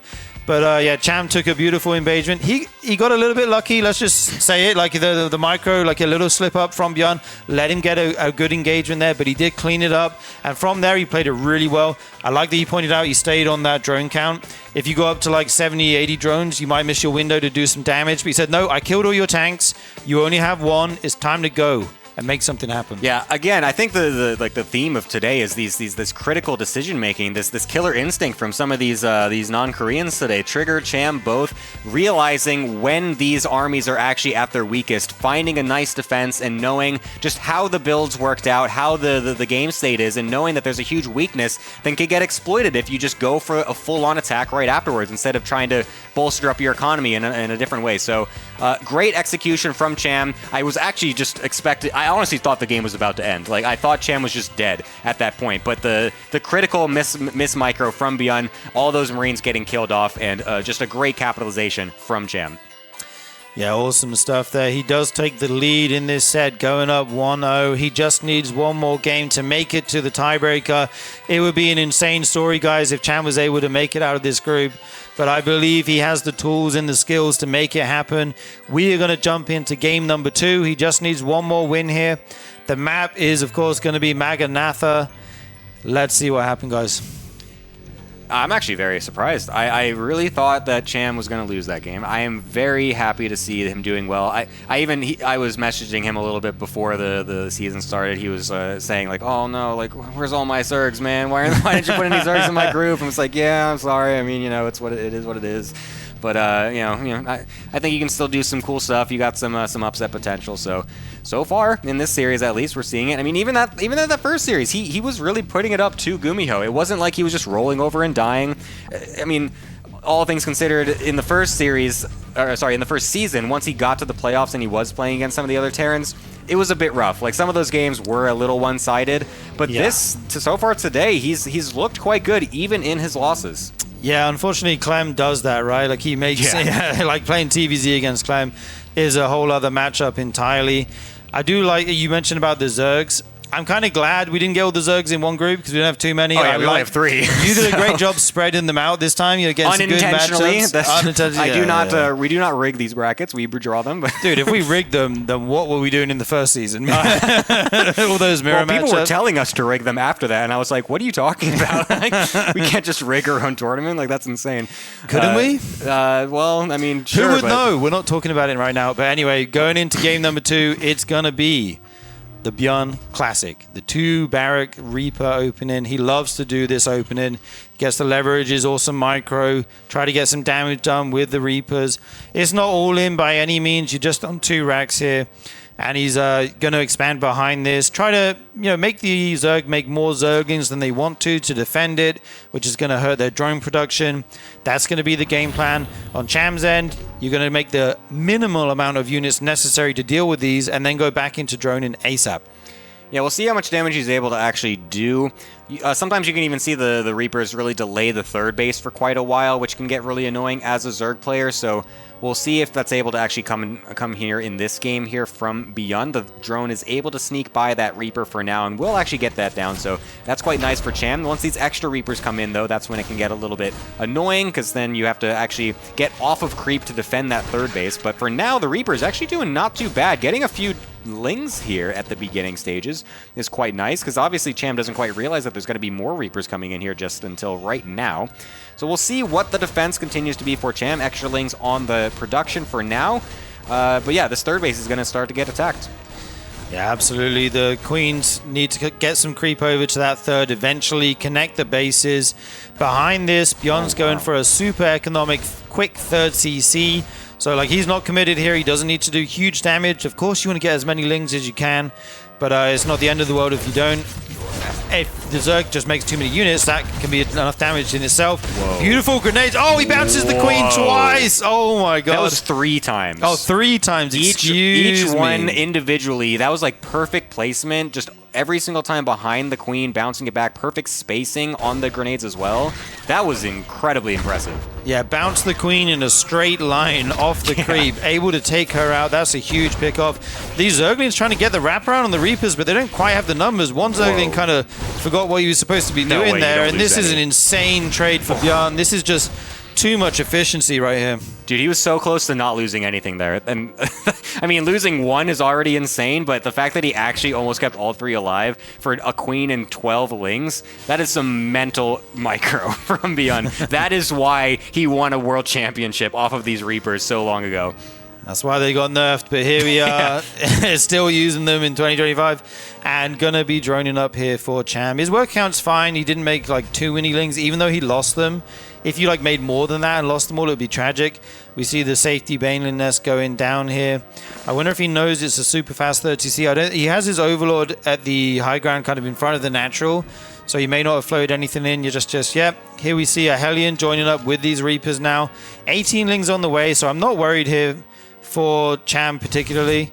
Is it a safety Baneling nest, or is this aggressive Baneling nest? Oh, right, he's making Lings right now. That's so many Lings. And it's kind of an awkward timing, I feel like, for that Baneling nest to be coming in. I mean, the Reaper, once you're having the Reaper harass, there's a big delay before the next wave can come as ByuN, as the Terran player. And so, yeah, he's just sending it so many Lings on the production tab. Obviously, that wall off at the front has a weak point in that the supply depot on the top-hand side. And there's also the exposed Tech Lab and Reactor, which could get targeted. So ByuN potentially in a bit of danger here if he's not paying quite attention when this does come. Is Cham going to find a quick avenue into this next series? Yeah, he's trying to land his 3rd base right now. He doesn't realize what's going on, just sees the 1 Zerglin. That is Cham looking at the wall, seeing exactly where he needs to attack, seeing where everything is. God, he's moving out. You can't move out right now. There's just so many Lings and Banes. The medevacs do come. Can he pick up these units quick? He's got to be paying attention. If he loses these Marines, it's over. A ton of them go down. This stim is almost done. He could try to go for that if he wants, but he really wants to. Oh, he gets it as well. Absolute nightmare for ByuN. Cham gonna knock down the wall. ByuN is in so much trouble right now. He has one siege tank and a dream on that high ground. The natural has to be evacuated. No mining at the third. And Cham is going to go back into a couple drones after this and a layer as well. Saying, okay, I got big damage here. I'm taking out your depots. If you refuse to die by just sitting in the main, I'll go to mutas or something. And I can play a longer game from a good position. ByuN took so much damage here. Yeah, that's amazing from Cham. Completely caught off guard. ByuN not expecting this whatsoever. Thankfully, those medevacs were coming when they were, because otherwise every single Marine was dead at that point. But the fact that so many died already, a couple Banelings even coming in to continue to deny these tech labs and whatnot, more SCVs getting killed off. This is an excellent opener from Cham. I mean, I also love what you said as well. The fact that he realized that ByuN's response was to just sit back in his main, knowing that he wasn't going to be able to find his way up into the main base with just the Ling main, knowing there's going to be some tanks up there and whatnot, just sending it back home, getting the drone count back up, getting his lair going. This is a great transition from Cham, and he's going to be able to continue to deny this third base with how many Lings he still has alive because he didn't just suicide them up into the main base. Yeah, absolutely. Good decision making there from Cham. Sometimes, like, you feel like you can end the game, but then you just send in the main, you lose everything. You think, why did I do that? Yeah. So I like his decision making here. Just saying, okay, I got tons of damage. I can go back into drones. You can't land your third CC for a little while here. And even going to take the fourth base now. He has his layer tech. He has 1-1 on the way. We'll probably add some more gases once his third base is saturated, and we'll see his tech of choice here. But yeah, Cham is looking in a very nice position right now, I would say. And one good thing as well is with all that pressure he did, he's able to spread his creep freely behind this. So you should have very good creep spread coming through the middle of the map, even able to get some out the front of your fourth base, which is often where the Terran wants to push. And he's actually going to go for a Hydra Den here instead of his kind of trademark mutas. I like to see him mix it up like this. Yeah, it's going to be interesting going for some Lingbane Hydra. We'll see if he, tries to go for some big bust with just a massive amount of it, or if he's just going to try to go for a more passive, passive style with some more lurkers coming in as well with this. So for now, ByuN though is going to try to regain a little bit of map control, getting a couple medevacs dropping over into the middle, gets that watchtower, and will be able to threaten this fifth base over on the right-hand side here. But plenty of Lings, plenty of Banelings ready for Cham, so won't be able to do too much here considering the fact that Stim and Combat Shield still isn't quite ready. So for now, these medevacs should not be a big threat. Yeah, nice split on the Ling Bane. Beautiful target firing down. Okay, ByuN. Is he going to kill all these Lings? No way. Okay. Just when you think it's going not so well for him, he pulls out something like that. I was going to say good split on the units into the main and then there at the fourth base as well, but ByuN somehow finds a way to kill every Baneling, all the Lings as well. Beautiful trade, and that actually is pretty impactful. I think that gets him back in the game, honestly. Yeah.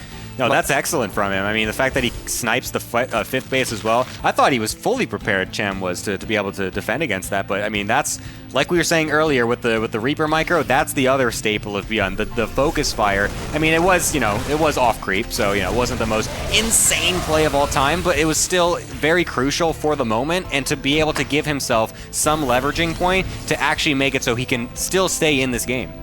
Yeah, Cham does see here now that it's going to be the Widow Mine follow-up, so he knows he's not against tanks. That's kind of nice when you go in Hydralisks. They can deal with those mines quite nicely. But yeah, right now this push is coming in. There's a ton of bio over here going to focus down the hatchery. These Banelings are not ready yet. There's not enough Zerg here. Finally, these Lings do join up and will face off against this Terran army. 2 siege tanks shelling out shots all over the Zerg right now. He's got to back up a little bit. And this bio army will be forced to pick up here and leave unless he gets to the speed zone, and then he can kite forever, so Cham backs off. And meanwhile, behind that, ByuN has actually got his fourth base, and he's somehow setting up nicely into a macro game here. Yeah, this is looking pretty good for ByuN. I like the micro there, despite the fact that Cham was able to defend that pretty nicely, at least keeping most of his bio alive. ByuN will be able to still stay in a good position, going into a lot of Widow Mines at this point with Drilling Claws as well. Identifying that his opponent is going for a Ling Bane Hydra style. Doesn't really want those tanks at that point, not really the most effective unit versus this composition. We'll try to keep going with these medevacs, but nice positioning again from Cham to be able to deny that, keeping some Hydras in the main base to make sure they can't just load off for free. But that does allow ByuN some momentum on the left-hand side to kill off some of this creep, as it was getting a bit out of control. An engagement coming in here from Cham as well to try and dislodge of this. We'll get some nice Baneling connections. One Widowmine shot. Oh, nice one, getting off on a lot of those Lings right there. but still a decent trade overall for Cham. Will he be able to defend the right-hand side as well? It looks like he did. Oh my god! ByuN! Oh, look at that. The Marauder suicide. Oh my god, these players are sick. So sick. The Marauder face tanks all those Banelings, which makes it a good trade in the end. ByuN hitting Cham on multiple angles right now, stressing his multitasking. He has to split his army. He has to put all his resource into defending right now. He didn't start 2-2. I don't think he feels like he can afford it right now. He's just taking some kind of bad trades, unfortunately, and he's quite far behind in the army supply. I feel like he can do nothing but make army and try to defend right now. Meanwhile, ByuN's economy, he's caught up in the work account. He's got a huge army. He's pressuring with the winter mines, and he's going to try and hit this 5th base here. Yeah, the resources lost so far has been excellent for ByuN. The efficiency is absolutely insane. Let's see if he can continue it into this fight as well. And it looks like he will, because these winter mine shots are getting excellent damage against this Ling Bane. I mean, this is a great position for ByuN to go into. That's actually a misplaced CC. Let's just look away from that, no problemo. As we have a right side attack going over as well, but this left hand attack is continuing to get killed off here by Cham. Will try to just pull the trigger, but there's no more creep, so he can't really continue this fight. So ByuN continues to take pretty decent trades. I would like to see that resources lost tab again to see how much it changed, because ByuN continues with the efficiency, I think, here. And not a Liberator even going to find its way into this really awkward position. You're not going to be able to dislodge of that as Cham at all. Yeah, that Liberator is so hard to deal with here. Like, if you don't have air units, you basically can't do anything. Even Queens will struggle to kill that. That base is literally effectiveless. Yeah, useless at this point. You can't mine. That's insane. Going to be able to kill as many drones as you send there. So, yeah, forced to evacuate. We do see ByuN actually going for +3 attack, I think it was. I don't know if the armor one... Yeah, the armor one's not on the way yet, but Cham is still making 2-2 right now. So once that +3 attack finishes for the Bio, they're going to trade so insanely well. The Marine sniping down all these units. Huge losses here for Cham. The Hydra's forced to retreat. There's no Banelings here right now, but here they come, reinforcing the army. That drone just hanging out next to all the Bio. There is a Widow Mine there, so if you chase too far off creep, you could take a big shot, and that's what ByuN's looking for here, I think. Just outside the range of the Widow Mine, we'll be able to pick that off, but meanwhile on the other side, the aggression continues, Gemini. Oh my god, the flank coming in, or sorry, the surround. Oh my god, he killed the rocks to try and just minimize the amount of surface area that Cham has in this attack. Kind of a cute little move from ByuN. Very nicely done. 15 SCVs just died somewhere. I'm not quite sure where that was, but apparently there must have been like a Baneling run by or something on the back end, so that's quite nice for Cham, actually. Kind of putting him back in eco-wise, but... Yeah, he's just... The game is now over, apparently. Yeah, he's just too far behind. He doesn't have enough army. The aggression's going to keep coming. Getting 15 SCVs is nice, but he can't actually ever kill the Terran army, I feel like. Yeah, that was a very sudden ending to that game. A little bit anticlimactic. There were a couple medevacs coming into the right-hand base again, right off screen, so that was about to kill the base because it was actually low on HP. And so I guess Cham realizing, also not able to mine from that forward base because of the Liberator, I guess just being like, all right, no, I have nothing left in this game. But it was very funny because the game ended when none of those action-packed things were happening on the screen. I was like, oh, all right, I guess we're just done here now. Yeah, realizing he's down to a 4-base Zerg effectively without being able to mine because of the Liberator against a 5-base Terran. That's not where you want to be. The creep sped wasn't exactly amazing at that point, so the Bio was getting really good trades.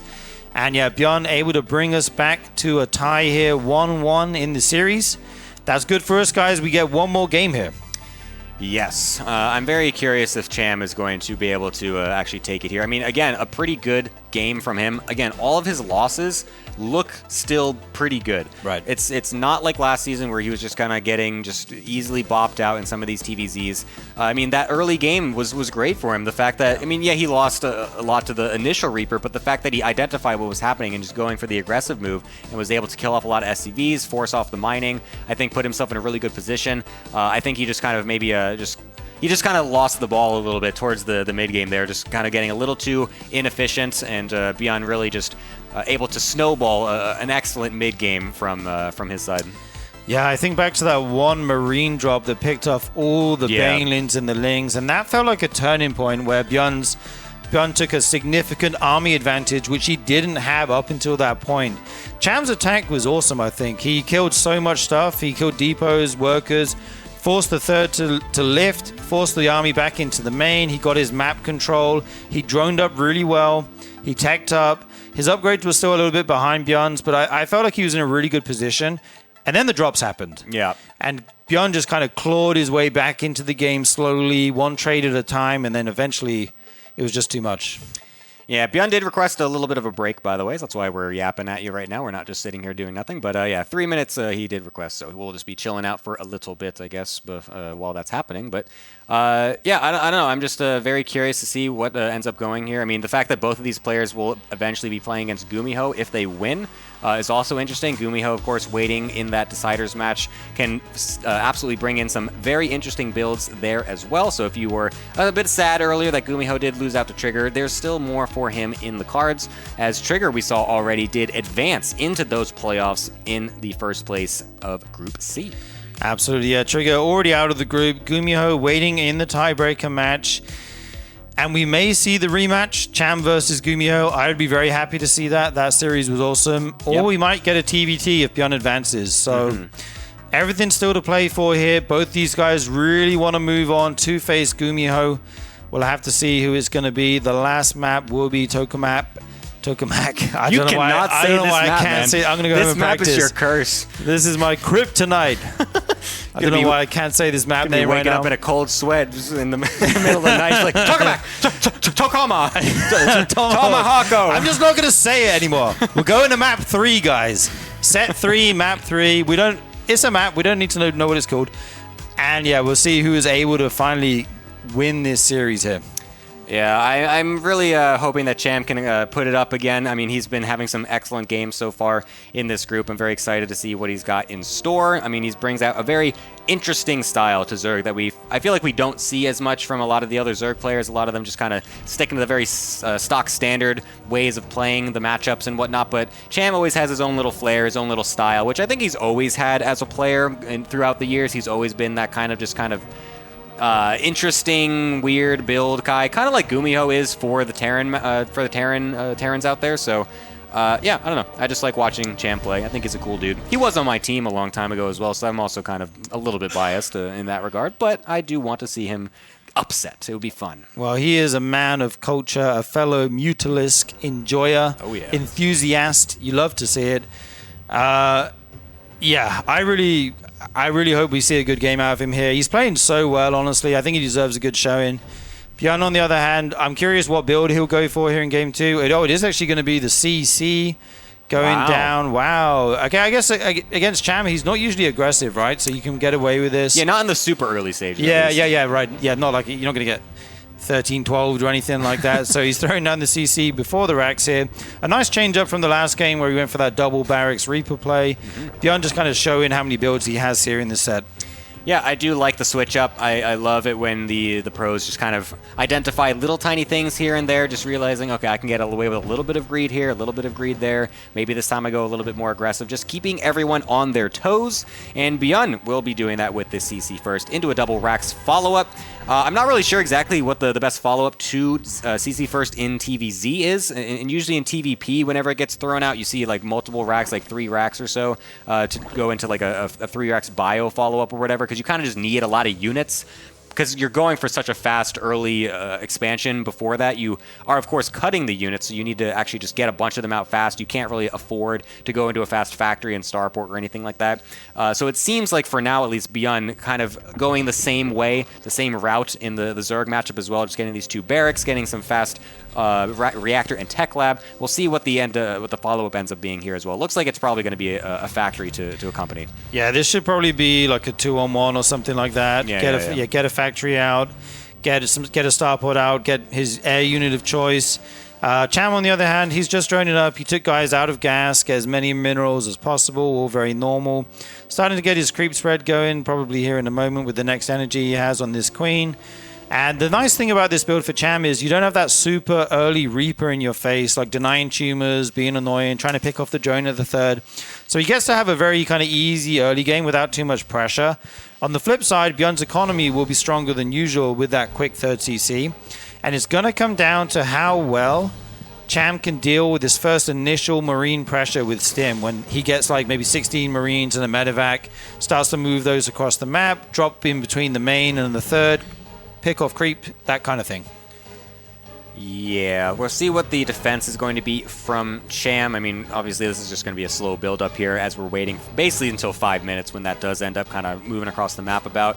It is kind of interesting as well just to kind of note what you were kind of saying about how Cham doesn't really have to worry about any Reapers and stuff like that. I kind of almost like that when I'm playing personally. Like for a lot of players, they might want to try and disrupt the other player early on, maybe like to do like hatch blocks or something like that, or just to make things a little bit awkward. Are you talking about our games, Gemini? No, but I'm just saying in general.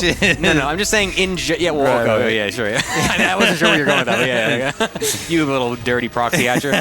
But no, I kind of like, I honestly kind of like it when the player just plays super greedy, because I just know that, okay, nothing's going to happen. I can just do my build, and I can just focus. And Cham coming in as the underdog, I feel like maybe also might see this and be like, okay, yeah, cool. No, there's nothing weird happening right now. I can just kind of focus on my style. I know what I should do in response to what is likely going to be a 2-1-1 follow-up. So let's just see what happens. Let's get it out. Nothing's altering my build up until the first 5 minutes. So, yeah, let's see if he's got that preparation in his pocket here, as the two medevacs are going to be floating on over. Unfortunately, that Overlord doesn't quite see it, but you don't really need to see the medevacs to know when they're going to be hitting you.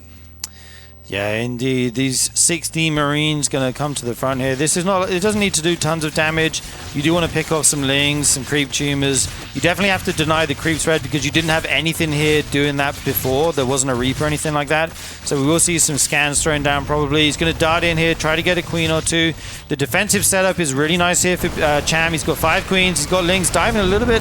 Okay, I was going to say maybe a little bit early, but he does force the pickup. Loses a couple, but no big deal. And so far, Cham is looking in a very good spot here in this game. Now you have enough to deal with those 60 Marines. It takes a while before Terran can get that next wave of aggression.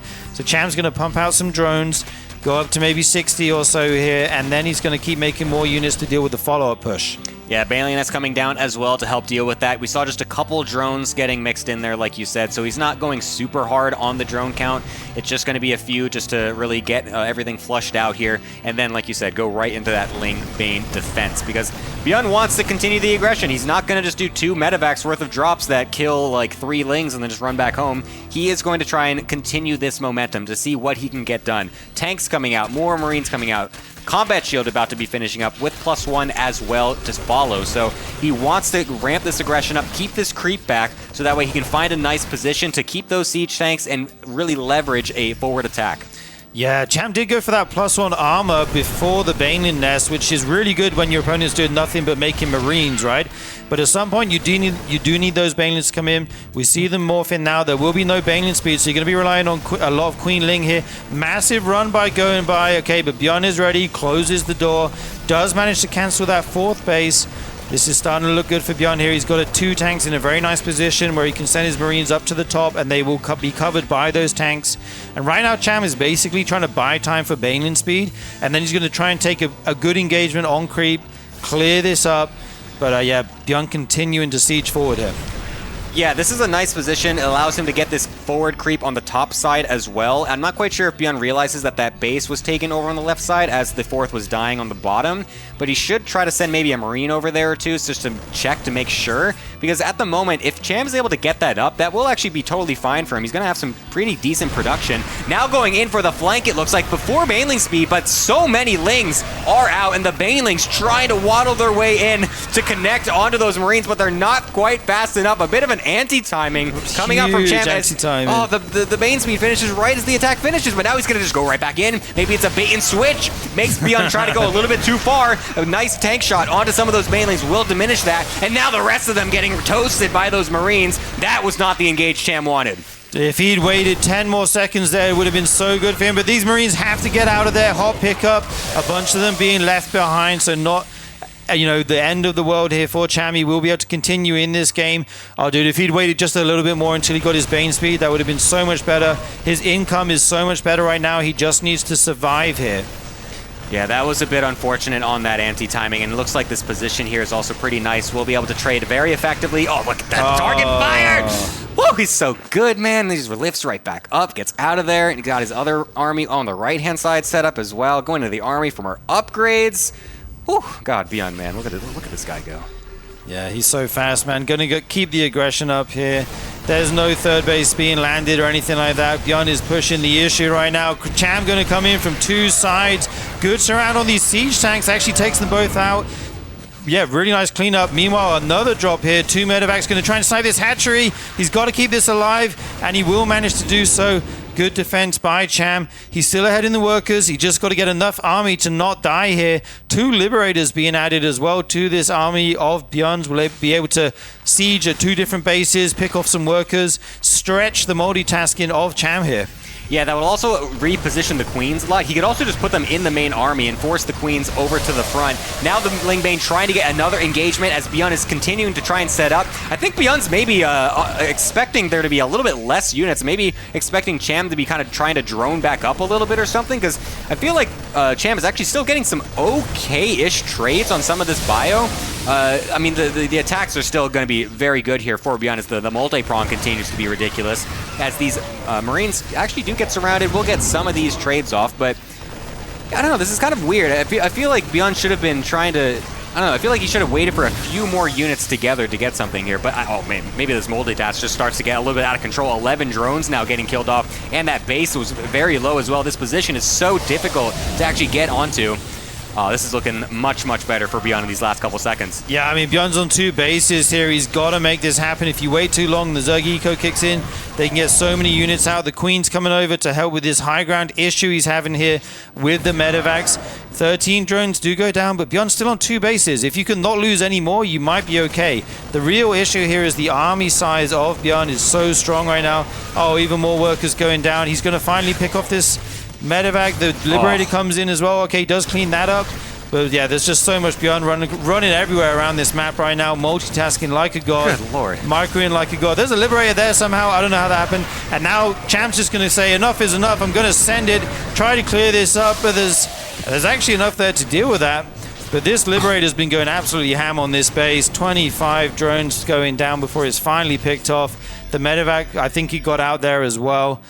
This game is getting wild right now. The SCVs! What? He's pulling the boy. I know he's lifting his base. Never mind. I would have lost my mind if ByuN pulls SCVs against a guy massing Banelings. That would be insane. Nice pickup, being able to deny those Banelings from connecting. That would actually been a massive mistake if ByuN let those connections get off.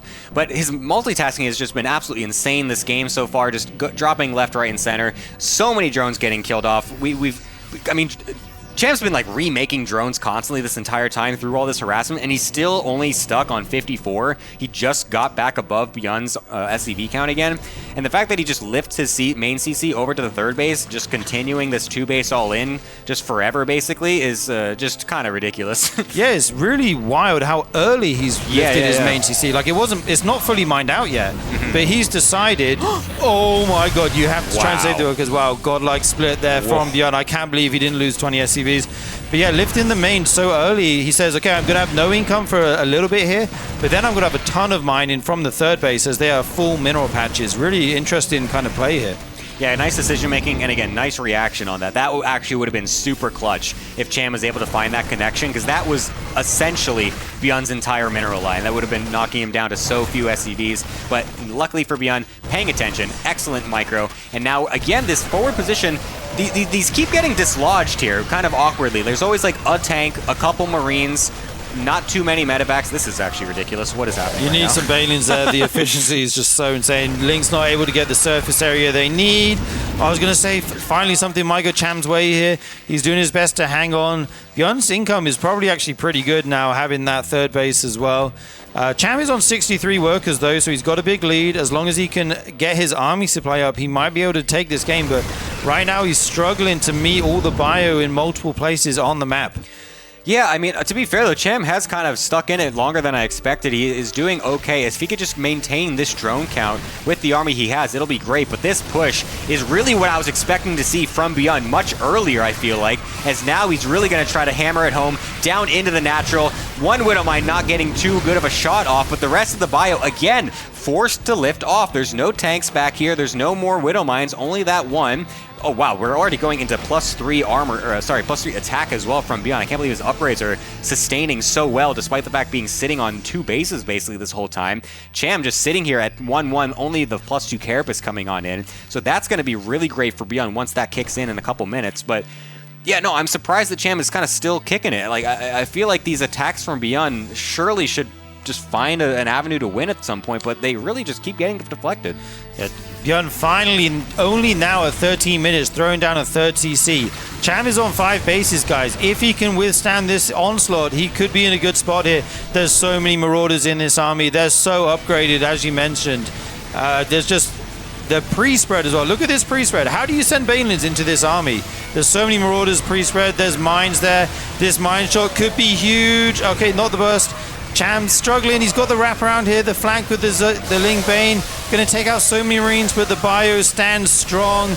Being healed up by these medevacs. ByuN in such a good position right now. Oh, even has the APM to pick up that drop at the top. Action happening all around the map right now, and it's too much. ByuN takes game number 3. Woo. Nice, yeah. I mean, the constant aggression was great from him. It eventually finally broke the camel's back, essentially. It was just little bits here and there, and it finally gets the full big push. I actually like how ByuN kind of managed that last fight as well, because you kind of saw on the minimap, Cham was over-expecting the drop in the top side of the map that was continually pressuring that new base. Right. And so he actually sent way more units up there than I think he really needed to. And ByuN, I think, identified that and just really, he just didn't do anything with the drop at the top. He just let all those units just be up there doing nothing, literally just defending a base that wasn't being attacked, and just let his main attack do the whole thing, because there was just nothing there to actually defend against it. And then that's where all that extra Ling Bane kind of came into the last couple seconds, because it was just sitting up there doing nothing, so there's no momentum from Cham in the actual fight. So ByuN finally able to really bullet it just straight down the middle. Yeah, insane. I love that lift of the main, by the way. I think no one does that until the main actually mines out, right? Yeah. But there must be a point where some mineral patches are depleted and some remain, where it does become worth it to lift the main to the third base and get a full array of mineral patches to mine from. But I don't think I've seen that before, actually, quite that early. Yeah. Normally they do it as a desperation move. Oh, my main's gone? Okay, I guess I'll lift. But yeah, really cool game by ByuN. Really showed his aggressive style there. Showed off his micro with the target fire and the Banelins. Just awesome stuff. Yeah.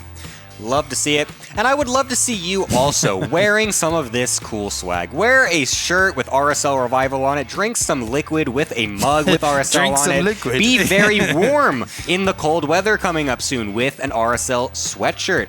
Look very cool with a pin that says RSL on it. Put it on your shirt. Put it on your chair. Put it on your backpack.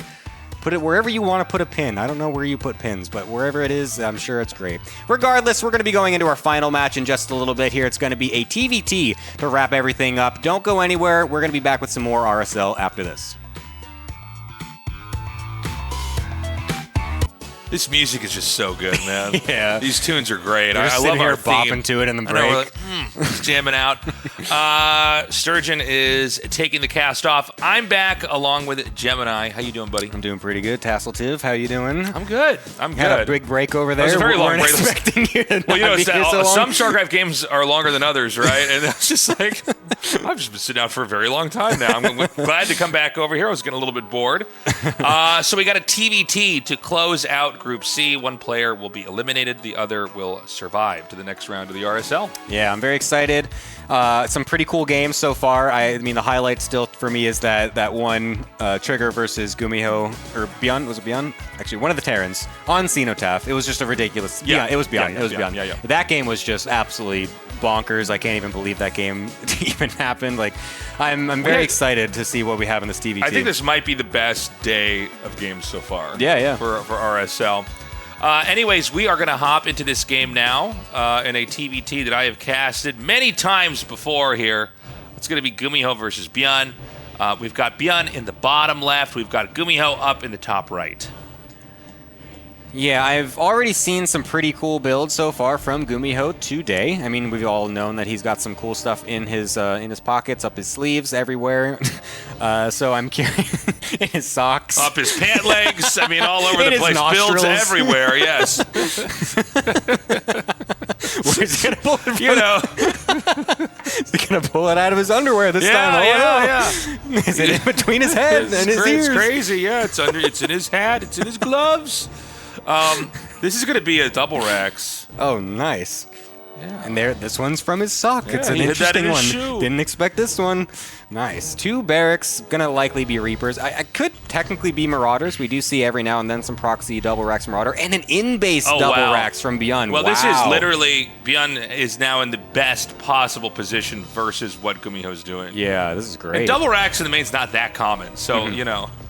I wonder if this is a read or just he was just going to do this no matter what. If he just kind of was like, yeah. No, I think GuMiho's going to open with some crazy crap like this. Like, I'm just going to blind counter it. I feel like if I had to guess someone doing this, I wouldn't have thought GuMiho first. I probably would have actually thought ByuN would be the guy more inclined to do this. But yeah, I mean, you know, this is one of those moments that you get in their base and you're like, oh, you don't even play the game right now. My stupid cheese doesn't work. Yeah, it's going to be Reapers from both as well. Sarto says, oh, now my Gamba doesn't work. Oh, this isn't going to be a real game. This isn't real. Stupid Brodos player. So we're going to have Reapers coming out here. Now, the question is, when does GuMiho send the Reapers in? I think usually the number is 3. That's right when you have enough that you can kind of strong-arm a situation. But we also got to see how many are going to be shot down as they enter, right? Also, where are the Reapers going to be? Like, he's sending this Reaper out. So maybe actually this does work out for GuMiho. Maybe this is a world where... I guess in my head, I decided he had to stay at home and not blow the Reapers. But I guess if you're going to make 2 racks Reapers, even at home, you're going to send them out on the map. Yeah, now this is going to be an awkward time for ByuN because, of course, that one is across the map. The other ones are not quite here either. And now this one SCV making the factory is definitely going to die. How many more are going to follow? As it looks like ByuN is just going to bring one of them home. One of them is going to stay on the other side to deal some amount of damage. SCV pulls to try and deny these for now. Nice grenades, bopping everything which way. Nice trap on that one on the ramp. The left one barely surviving with just no HP, basically. And now all the Reapers getting brought back home from ByuN as the trades continue. There was a lot of damage to SCVs that he didn't finish off there. Now, remember, Reapers have the regen, but, I mean, this could still go either way. I mean, it kind of depends. Are any of the Reapers going to be isolated? Good preemptive move here. Ooh, gets 1 kill there. That should basically flatten the rush. I don't think he can do anything anymore here. Yeah, that momentum swing is going to be huge for ByuN. The Reaper count is so much better for him at this point. Tries to catch that one as it gets across, but not going to be able to. He's actually just going to walk into the grenades here. Is there any counterplay here where ByuN can just keep making the Reapers and maybe actually bring it back to GuMiho's base? It's possible. He's also going to go with some Hellions as well, but GuMiho was nice on the transition himself, so he will still have some Hellions back at home. So that will at least make it very awkward because, yeah, it's really hard to just walk up the ramp when there's a Hellion right there. He will actually get 2. Okay, well, I was going to say he's going to 2. Okay, there we go. 2 more SCVs. We'll just kind of suicide them to try and get as much as possible, it looks like, as he goes for the transition himself. So, honestly, not the worst, and I think an overall pretty nice start from ByuN, all things considered. Yeah. Wow, exactly even. That's wild. Yeah, this is a very uncomfortable position here for GuMiho, who has not stopped making the Reapers. The counterplay in there was pretty good, but, I mean, ByuN's going to have a command center. GuMiho doesn't have one. GuMiho is going to try to send 2 Hellions up. There is one to match this. I guess it's actually a half-health Hellion, but this can't work, right? I don't think so, especially because we're about to have a Cyclone out on the field as well. It's going to make it very difficult for these Hellions and Reapers to really do anything. I mean, we're basically matching it with as ByuN, but he's just going to have Defender's advantage with way more units coming out. Although I guess the barracks are proxied, so that's a little bit different. But regardless, yeah, I mean, once the Cyclone is here, it just dishes out so much damage. The Hellion shots are excellent from ByuN. The Reaper grenades unable to do anything significant from GuMiho, and so that means that we're going to be able to just chase this down as ByuN, all of them getting killed off, and I don't really see what GuMiho's got anymore at this point. He's got a single Hellion coming into the natural. What does he have back at home to transition with? I don't even know what his infrastructure looks like. It feels like it's nothing. Oh, he doesn't even have a CC finished. Holy crap. Yeah, no, I mean, he's so behind. Barracks are going to float home. I think that ByuN could actually kill him in the next couple minutes if he plays this correctly. I mean, the fact that, you know, he lost a decent amount even just trying to attack, and he doesn't have anything kind of accumulated and built up back there. So, yeah, let's see. I mean, is it going to be a 2-base timing push? We've got the Raven coming as well. That's usually a sign, unless they, I guess, do the little auto turret in the main or something like that. But a lot of times you see a Raven in a game like this, that's usually a sign like, okay, we're going to push. Yeah, you have like the safety of the early game. You can afford to go into the Raven. You don't need like all these units that instantly do damage defensively. Right. And then you can just go ahead and bring it and just go across the map. He's also getting the interference matrix, of course, so that way he can lock down any of those units. The Banshee Micro from GuMiho looks like it's pretty good. Will actually be a nuisance to these Marines, get a few of those quite nicely, but the SCV count continues to be just terrible for GuMiho at this point. Down 6 or so at this stage in the game is not going to be great for him. He's going to basically be behind this whole time. Since he had to float those barracks back home, that's been a ton of production that's just cut the entire time as they're floating. So ByuN has been able to just constantly make Marines out of his barracks at home, whereas GuMiho is just forced to only use the factory and starport. So just overall, GuMiho is really fighting an uphill battle.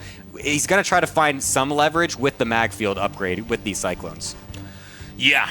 The third base, I think, is a smart move here for GuMiho. I think you have to do... I wouldn't have even minded if you get a base, actually. Yeah. I feel like this is a perfect game to actually... You have to take some risk in this situation. Yeah. I mean, if he pulls up the third base with, the fact that I think it would be acceptable for ByuN to attack in here, I'll be impressed if he holds it.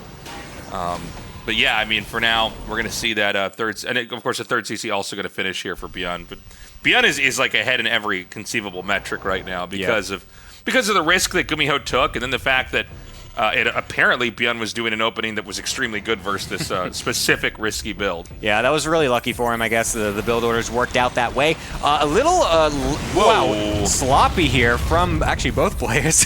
the Ravens almost all dying, but then those two Cyclones both exploding at the exact same moment looked pretty funny. But that is a large majority of GuMiho's fighting force. The rest of it is basically those Banshees and then a couple units sitting back at home. And since we have interference matrix on this one Raven, we can just lock down that singular tank. We have detection to deal with this with the Raven as well. So there's like almost nothing here from GuMiho to actually defend against this. One of these Banshees is already super low as well.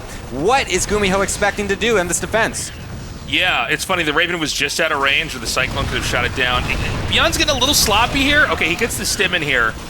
And, I guess there's just no anti-air. And there's no medevac, so... Oh, that's really awkward. That's it. What a crazy interaction. I really don't see this kind of interaction in TVT almost ever. ByuN was like you said, he's pretty sloppy because that Cyclone just kind of walked its way forward and died to the tank. He needed to keep that alive to be able to keep the Banshees off of him. I think ByuN was supposed to, had he moved out more cleanly, he would have won the game there. That was supposed to, like everything. He had all the answers. Everything was there. Like he had so many Ravens, but the Cyclones unfortunately get the lock on in the middle, but then the Cyclone then just kind of suiciding itself, and then the Banshees kill everything. Yeah, that was not the best. But well, yeah, here we go. I guess we're gonna continue on here. GuMiho finding a little outing in the game. I think the army set's not as complex here, more of a classical TVT comp here with just infantry, and he's got to be careful. Like the Marines are great if you have enough of them, but when they're this low, and of course they're very fragile, they can be picked off pretty easily. The Vikings are gonna get that shot. I think he can moving shot this and clear out the second Banshee. Ooh, nice. Good defense. We'll be able to keep that alive for now. As the push, though, from ByuN continues to be very threatening, that Raven still can throw out those interference matrices. Will be able to get one of them, but there's still two more tanks on the top left, and they will actually target down that one tank. So that, actually, no, will not get targeted just yet. The rest of the bio actually moves forward, distracts, and allows the rest of the units to push their way through. That one tank barely surviving with no HP. The Viking trying to go and land to kill it, but the Marines even running. And now the Banshee coming from nowhere. What are these engagements? We're down to like one single unit doing random trades here and there. Well, yet again, I think ByuN is supposed to just win the game, but it's just a total even trade. Look at the resources lost. There's a third attack coming up here, so I'll just say it again. This should be the one that wins the game. Like the last two are supposed to. This is. Let me tell you something. This is the one. This is the one that's going to close this game out. Good lord. The fourth base even getting sent out here from GuMiho. Yeah, you gotta cancel that. That's ambitious at this point. I mean, surely this is it, right? I mean, this one tank is getting killed off from the low ground. These bio units up at the top, able to get on top of the mineral line as well as the tanks forward, moving forward to continue this siege. Is he gonna be forced? Yeah, he's forced to pull the SCVs at this point. The kite. Can he get this? Another tank sieging up here. Will be able to get on top of that one tank as well. The SCVs kind of suiciding, a lot of them, 14 so far. But the bio continues to be so strong, even without medevac support, able to actually hold their own at this point, as ByuN is safely securing his fourth on the other side of the map. This is an excellent position for ByuN, and unfortunately, it's not quite the ending move like we thought yet again, but it puts him in an excellent position this time. This wasn't just a trade. Because that fourth or fifth attack, that's going to do it. That's going to be the one. It's coming. No, I mean, it's pretty insane that GuMiho stayed alive. He's going to be fighting from behind. He's also going to counterattack out here, but this is just medevac, so he can hit, and then if it gets uncomfortable, pick up and leave. Yeah, we'll be able to just run away at this point. Does get the actually decent trade since there, again, are no medevacs. The medevacs have been so delayed this entire time from ByuN, and I don't even think he still is... Wait, does he? Yeah, no, he has a starport because he had Ravens. Okay, there we go. There's the first medevacs coming across. There we go.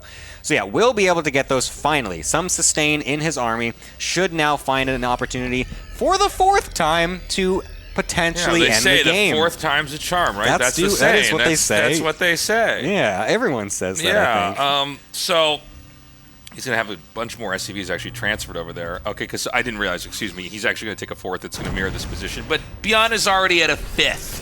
Oh, look at this guy. Oh, this is a nasty attack in here. So much damage onto the Marine clump. The tank actually not sieged up. He's going to have to try to retreat. Gotta be careful, man. The infantry stemmed is a little bit faster than the tank actually moves. He scans, he decides to relocate. And I think he can just loop around through the top here and try to hit this base that's basically sitting here at 12 o'clock. Oh my god, he's gonna stem up. No, he just tries to get close enough, but it's not gonna work. That was so much that he lost here. And without that many more Marines, I think that ByuN could just cut right through. GG. The 5th time was the charm. It's the 5th time. You know why? Because that's what they say. That's what they say. 5 fingers on the hand. That's how I remember that rule. I go, how many attacks is it? 1, 2, 3, 4, 5. Ziggy liked that one. Ziggy, that was for you. That was a little comedy is for you. God. Well, that was a good game. Yeah, that was solid. I mean, ByuN just kind of had he had the upper hand the whole time. Didn't let go. It took a couple tries, but he eventually got there in the end. That's the important. The worst possible. Build order to have versus what ByuN did. Yeah. They basically did the same thing, but one guy had it in his main. Yeah, so no, now it's like, well, I've worst. made this way more complicated for myself. So I'm saying that to just say it's not shocking that ByuN was able to close that out. A little shaky, to be honest. Yeah. With some of those attacks, kind of like hemorrhaging units here and there. And, when you're moving out like with that Raven push with the tanks and like Cyclones and some infantry, like you have to have everything covering each other. Yeah. Or it does fall apart. Yeah, things get scrambled really easily. I mean, that's kind of like what early game TVT feels like in general. It's like all these just like smorgasbord of random units all over the place. It's like this 1 tank, 2 Vikings, a Cyclone, like 3 Marines with no upgrades. Yeah. It's like you have to really make sure you're keeping everything all together because it gets really weird and out of hand. Sometimes you lose like one part of the unit composition. It just and falls it's like, flat. oh well, now one unit will counter this whole thing. Yeah, like the Banshee did. So we're gonna go to Persephone. What was the map that Sturgeon couldn't say? Tokamak. He's like Takabanaka. Taka binoculars. But what did the word means that I saw in Twitch? He chat? said tomahawk the first time. Tomahawk? But okay, wait, now I can't remember what the other map was. Tokamak? Tokamak? That's the real name of Okay, the that's map. the real name for it. All right. Tokamak. I also can't say that map name.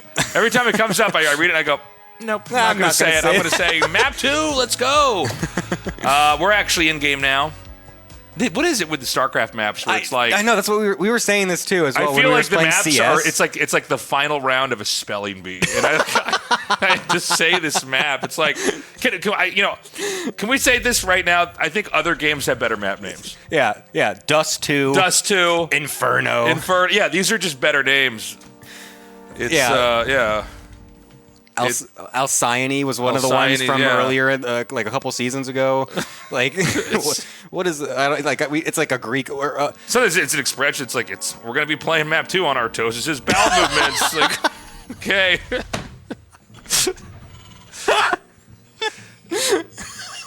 Oh my God, he's gonna do it again. Wait, he's doing 2. Hey, quit joking, quit laughing. This is serious stuff, Gemini. Quit messing around here, all right? This is a StarCraft tournament we're casting. It's going to be 2 Raxes again. Wait, no. Oh, my God, no way. We just did this. We're not running a VOD, right, Ziggy? Like, you didn't just rewind or hear it? Like, what's going on? Wow. Well, that's got to be the worst feeling ever. This is this is even closer. It's true. That makes it just slightly better. Yeah. Yeah, well, also, I think... Okay, but look at ByuN. Look at him. Look at his rally. He's just, like, even prepared for this even more at this point. Like, the Reapers are just going to pass by this.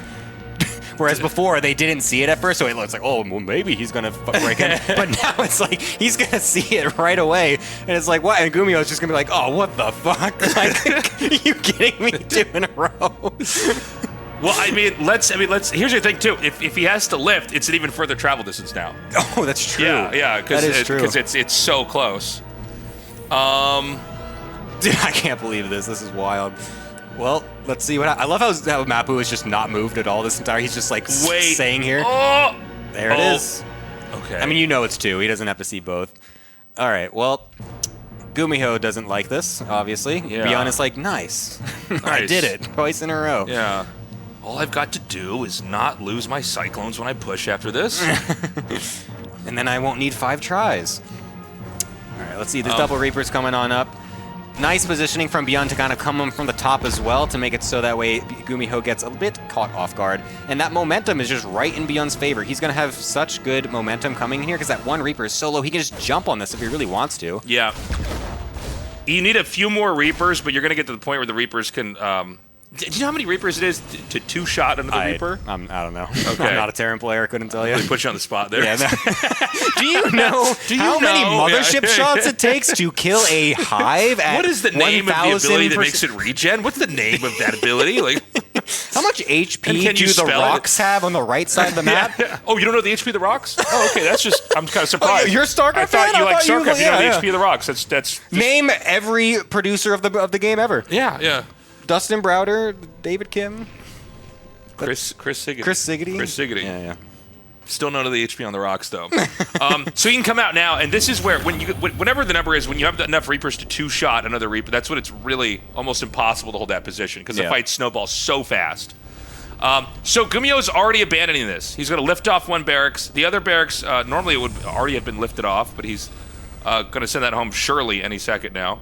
I do like that he's using one to scout. That's a nice little thing a nice little alteration compared to the first time at least, so that he knows exactly what's going to be coming his way. Although getting caught in the middle of the map by the Reapers and Hellions of ByuN is not what you want as GuMiho, and he's even going to lose a couple more on the tail end. Even bouncing one of his own Reapers there almost twice in a row. Oh my God! This is just it's easy to forget that the Hellions are a little bit faster. Yeah, right? I mean, so often you see Reapers in the early game and nothing can catch up to them. But this tank shot is going to be whack. Okay. Well, you know what's good is he actually led with the Hellions. My God! He's just diving it. What's up? Who said that Reapers can't kill tanks? Oh, GG! God, that was kind of sick actually. That was a ballsy move. That was a high test play. First times to try on that one. Oh, yeah. You know, I remember that one? One arm on the one right arm. Just like that. I was like, oh, 5, 1, like that. Well, all right, guys. Well, I barely get to cast anything. Thank you so much for joining us, everybody, today. Everyone enjoyed. Clap for Tasteless, everyone. He did so good today. That was good. That was awesome. A combined total of maybe 20 minutes of gameplay. Although I'll tell you, those were actually pretty interesting games. I cool. love. That was actually, honestly, I know we're like having a lot of fun with this guy. That was a beautiful ending with the Hellion coming up. That was awesome. Soaking the tank shot and then just wrapping around and getting the Reapers in there and then getting that kill. Kind of surprised GuMiho did the same build again. Yeah, Only delivered it even harder. What a wild gamble to make. And then on ByuN as well to do the defensive thing again twice in a row. I wonder, sometimes I'll see, something happen in a game and I think, I wonder if GuMiho just always loses to ByuN right now, like on ladder, and he goes, okay, I'm not. I'm gonna try this because if I do something normal, I can't make this work. So guys, that does it for Group C, and we're gonna be back with Group A. We're mixing it up. We're not doing it in order. We did Group D on the first day. Keeping you on your toes as a viewer. Right. Yeah, you thought, Who's a real RSL you're like, oh fan? no, Tasteless, I know the alphabet. I know how this goes. And I went, This time we start with D. Just kind of keeping you sharp. So Group A is going to be Cure, Bunny, Creator, and Zhaon. Nice. So I'm very looking forward to that group. That's a cool group. Very fun players. Yeah, that's gonna be a lot of fun. That's gonna be tomorrow on Sunday. This is our schedule. Mark it down. Feel free to join us. This is just season 2 of the RSL. So far this year has been amazing. This tournament has been so rewarding to put on for you guys. We're having a lot of fun here, us and me, Gemini, the rest of the staff, everybody. And we've got a live event in Seoul. Where all the esports started. Yeah, bring it back to its roots. That's right. We don't have the dates set yet. Next week we're gonna go down and look at a venue, and then we're gonna we might look at a couple actually and staff it. So players will be there, casters will be there. You will be there. I will as be there. The I'm audience. like, oh wait, what day is it? I might have something going on. No, the I was fans talking to the audience. Oh, you at home? I was like, well, yeah, I'm definitely. So gonna I be was there. looking at you when I did that, so I could see why yeah. you were confused. But we are gonna have the dates for that. It might be even a couple weeks before we have the thing set in stone. It's got to be negotiated. We also got to figure out when we get to the venue. Okay, what do we actually need? And what are the there's a lot to organize for it, Yeah, but we will yeah. be doing it, and it is going to be so sick. I got to go there with and then I got to see how the GGs bounce off the wall when I say them. I got to see, okay, the GGs could definitely bounce off the wall over here. We could use a little bit more GG bouncification on this side of the walls. Exactly. There's going to be curtains somewhere. I go, no, those absorb the GGs. They won't bounce off the wall when I do them. We are sponsored by Archon Studio. They're making the StarCraft tabletop miniatures game. And I would highly recommend you go to their website. The StarCraft tabletop miniatures game isn't for pre-sale yet. That'll be on later this year. I don't believe there's an exact date for that either. But it's looking amazing what we've seen. And honestly, they've got a lot of great stuff on their site. I wasn't familiar with them, but these are the premier tabletop miniatures game makers in the world. Yeah, no, all their stuff looks super sick. They actually showed a video kind of showing some of the models that they've had already. Yeah. Like the Zealot and the Zergling, Marine, stuff like that. They look really cool. I'm very excited. I can't wait till we have it just in the studio here. Just no, like playing I and stuff. definitely, I'm going to be getting one for sure. It's very exciting. Sign up for the Patreon, guys. It's patreon.com/Revive SC2. Your funding goes to the prize pool, to the production. It'll go for us booking this live venue that we're going to be doing. And we really want to keep StarCraft II going, but keep it in a like a tournament like this in a format that's pretty streamlined, that's produced, that's comfortable, that's got casters that are together. Because I cast stuff online, I cast stuff in person. I can tell you it's just a better product when you have the casters together. So yeah, I mean, whatever you can support us with, we appreciate it. And we love you guys. We're doing this for you. We've got merch if you want to rep that. I was in Riyadh recently for the Esports World Cup, and I saw people with the shirts on. Oh, that's sick. Yeah, it was cool. I saw two different guys with the shirts. Oh, my God. Yeah. What about the pins? Did you see the pins? Well, they didn't have any punk rocker jackets to put the pins on, but I'm sure their pins were at home. I'm sure their pins were on their backpacks in the hotel room, for sure. Now, did I see their mugs? No, go back for a second. Go back to that other slide. You think I'm done? All right. This megalomaniac over here trying to just push through this production. I didn't see the mugs. Yeah. And I bet they didn't bring that to the airport or to the hotel room. That would stay at home. Yeah, no, that's going to be Look at that mug at home. liability. You could have that could be in your bathroom with a toothbrush sticking out of it. Oh, good point. All sorts of usage for mugs. You could tie a string around the handle, hang it from your ceiling. It's a decoration. That's dangerous. Don't do that. Turn it into a Christmas ornament on your tree. How about that? That's true. Yeah. That would be pretty cool. The pins could do pretty good for that Don't put it too. too high on the tree. It might fall. It could break. Land on the kids or on the animals. That's true. We're safe here at RSL. Yes. Okay? No. We do not condone things that will be a liability for us. 20% off if you're a Patreon supporter. That's amazing. Now let's go to the YouTube thing. Yeah. YouTube. It's huge. Everybody's watching it. Remember when YouTube was just a bunch of videos of animals? Well, now RSL's on there too. YouTube, even Grandma knows about it. It's huge, guys. We need to grow our YouTube. The RSL YouTube, it's still really small. We think if we can get this to be big enough, I mean, there's a lot of huge StarCraft II YouTubes out there, and most people consume StarCraft II now in VODs because everybody's busy. Everybody's older now, right? So, work, kids, all that. So you try to catch up when you can. We're keeping the YouTube spoiler free. We know that other StarCraft events have not been great about this. We're going to be perfect about it. So if you miss a week and you go, maybe I'll catch up, next weekend or something, you can go through that, avoiding all spoilers. Please subscribe, like the videos, leave a comment. That really does help us. Yes, we love to see your comments, engagement. It's very fun, helps everything feel good inside whenever we do all this. So yeah. Guys, thank you so much for joining us. We're going to be back tomorrow, same time, same place. So we will see you then. We love you. Until next time, bye-bye.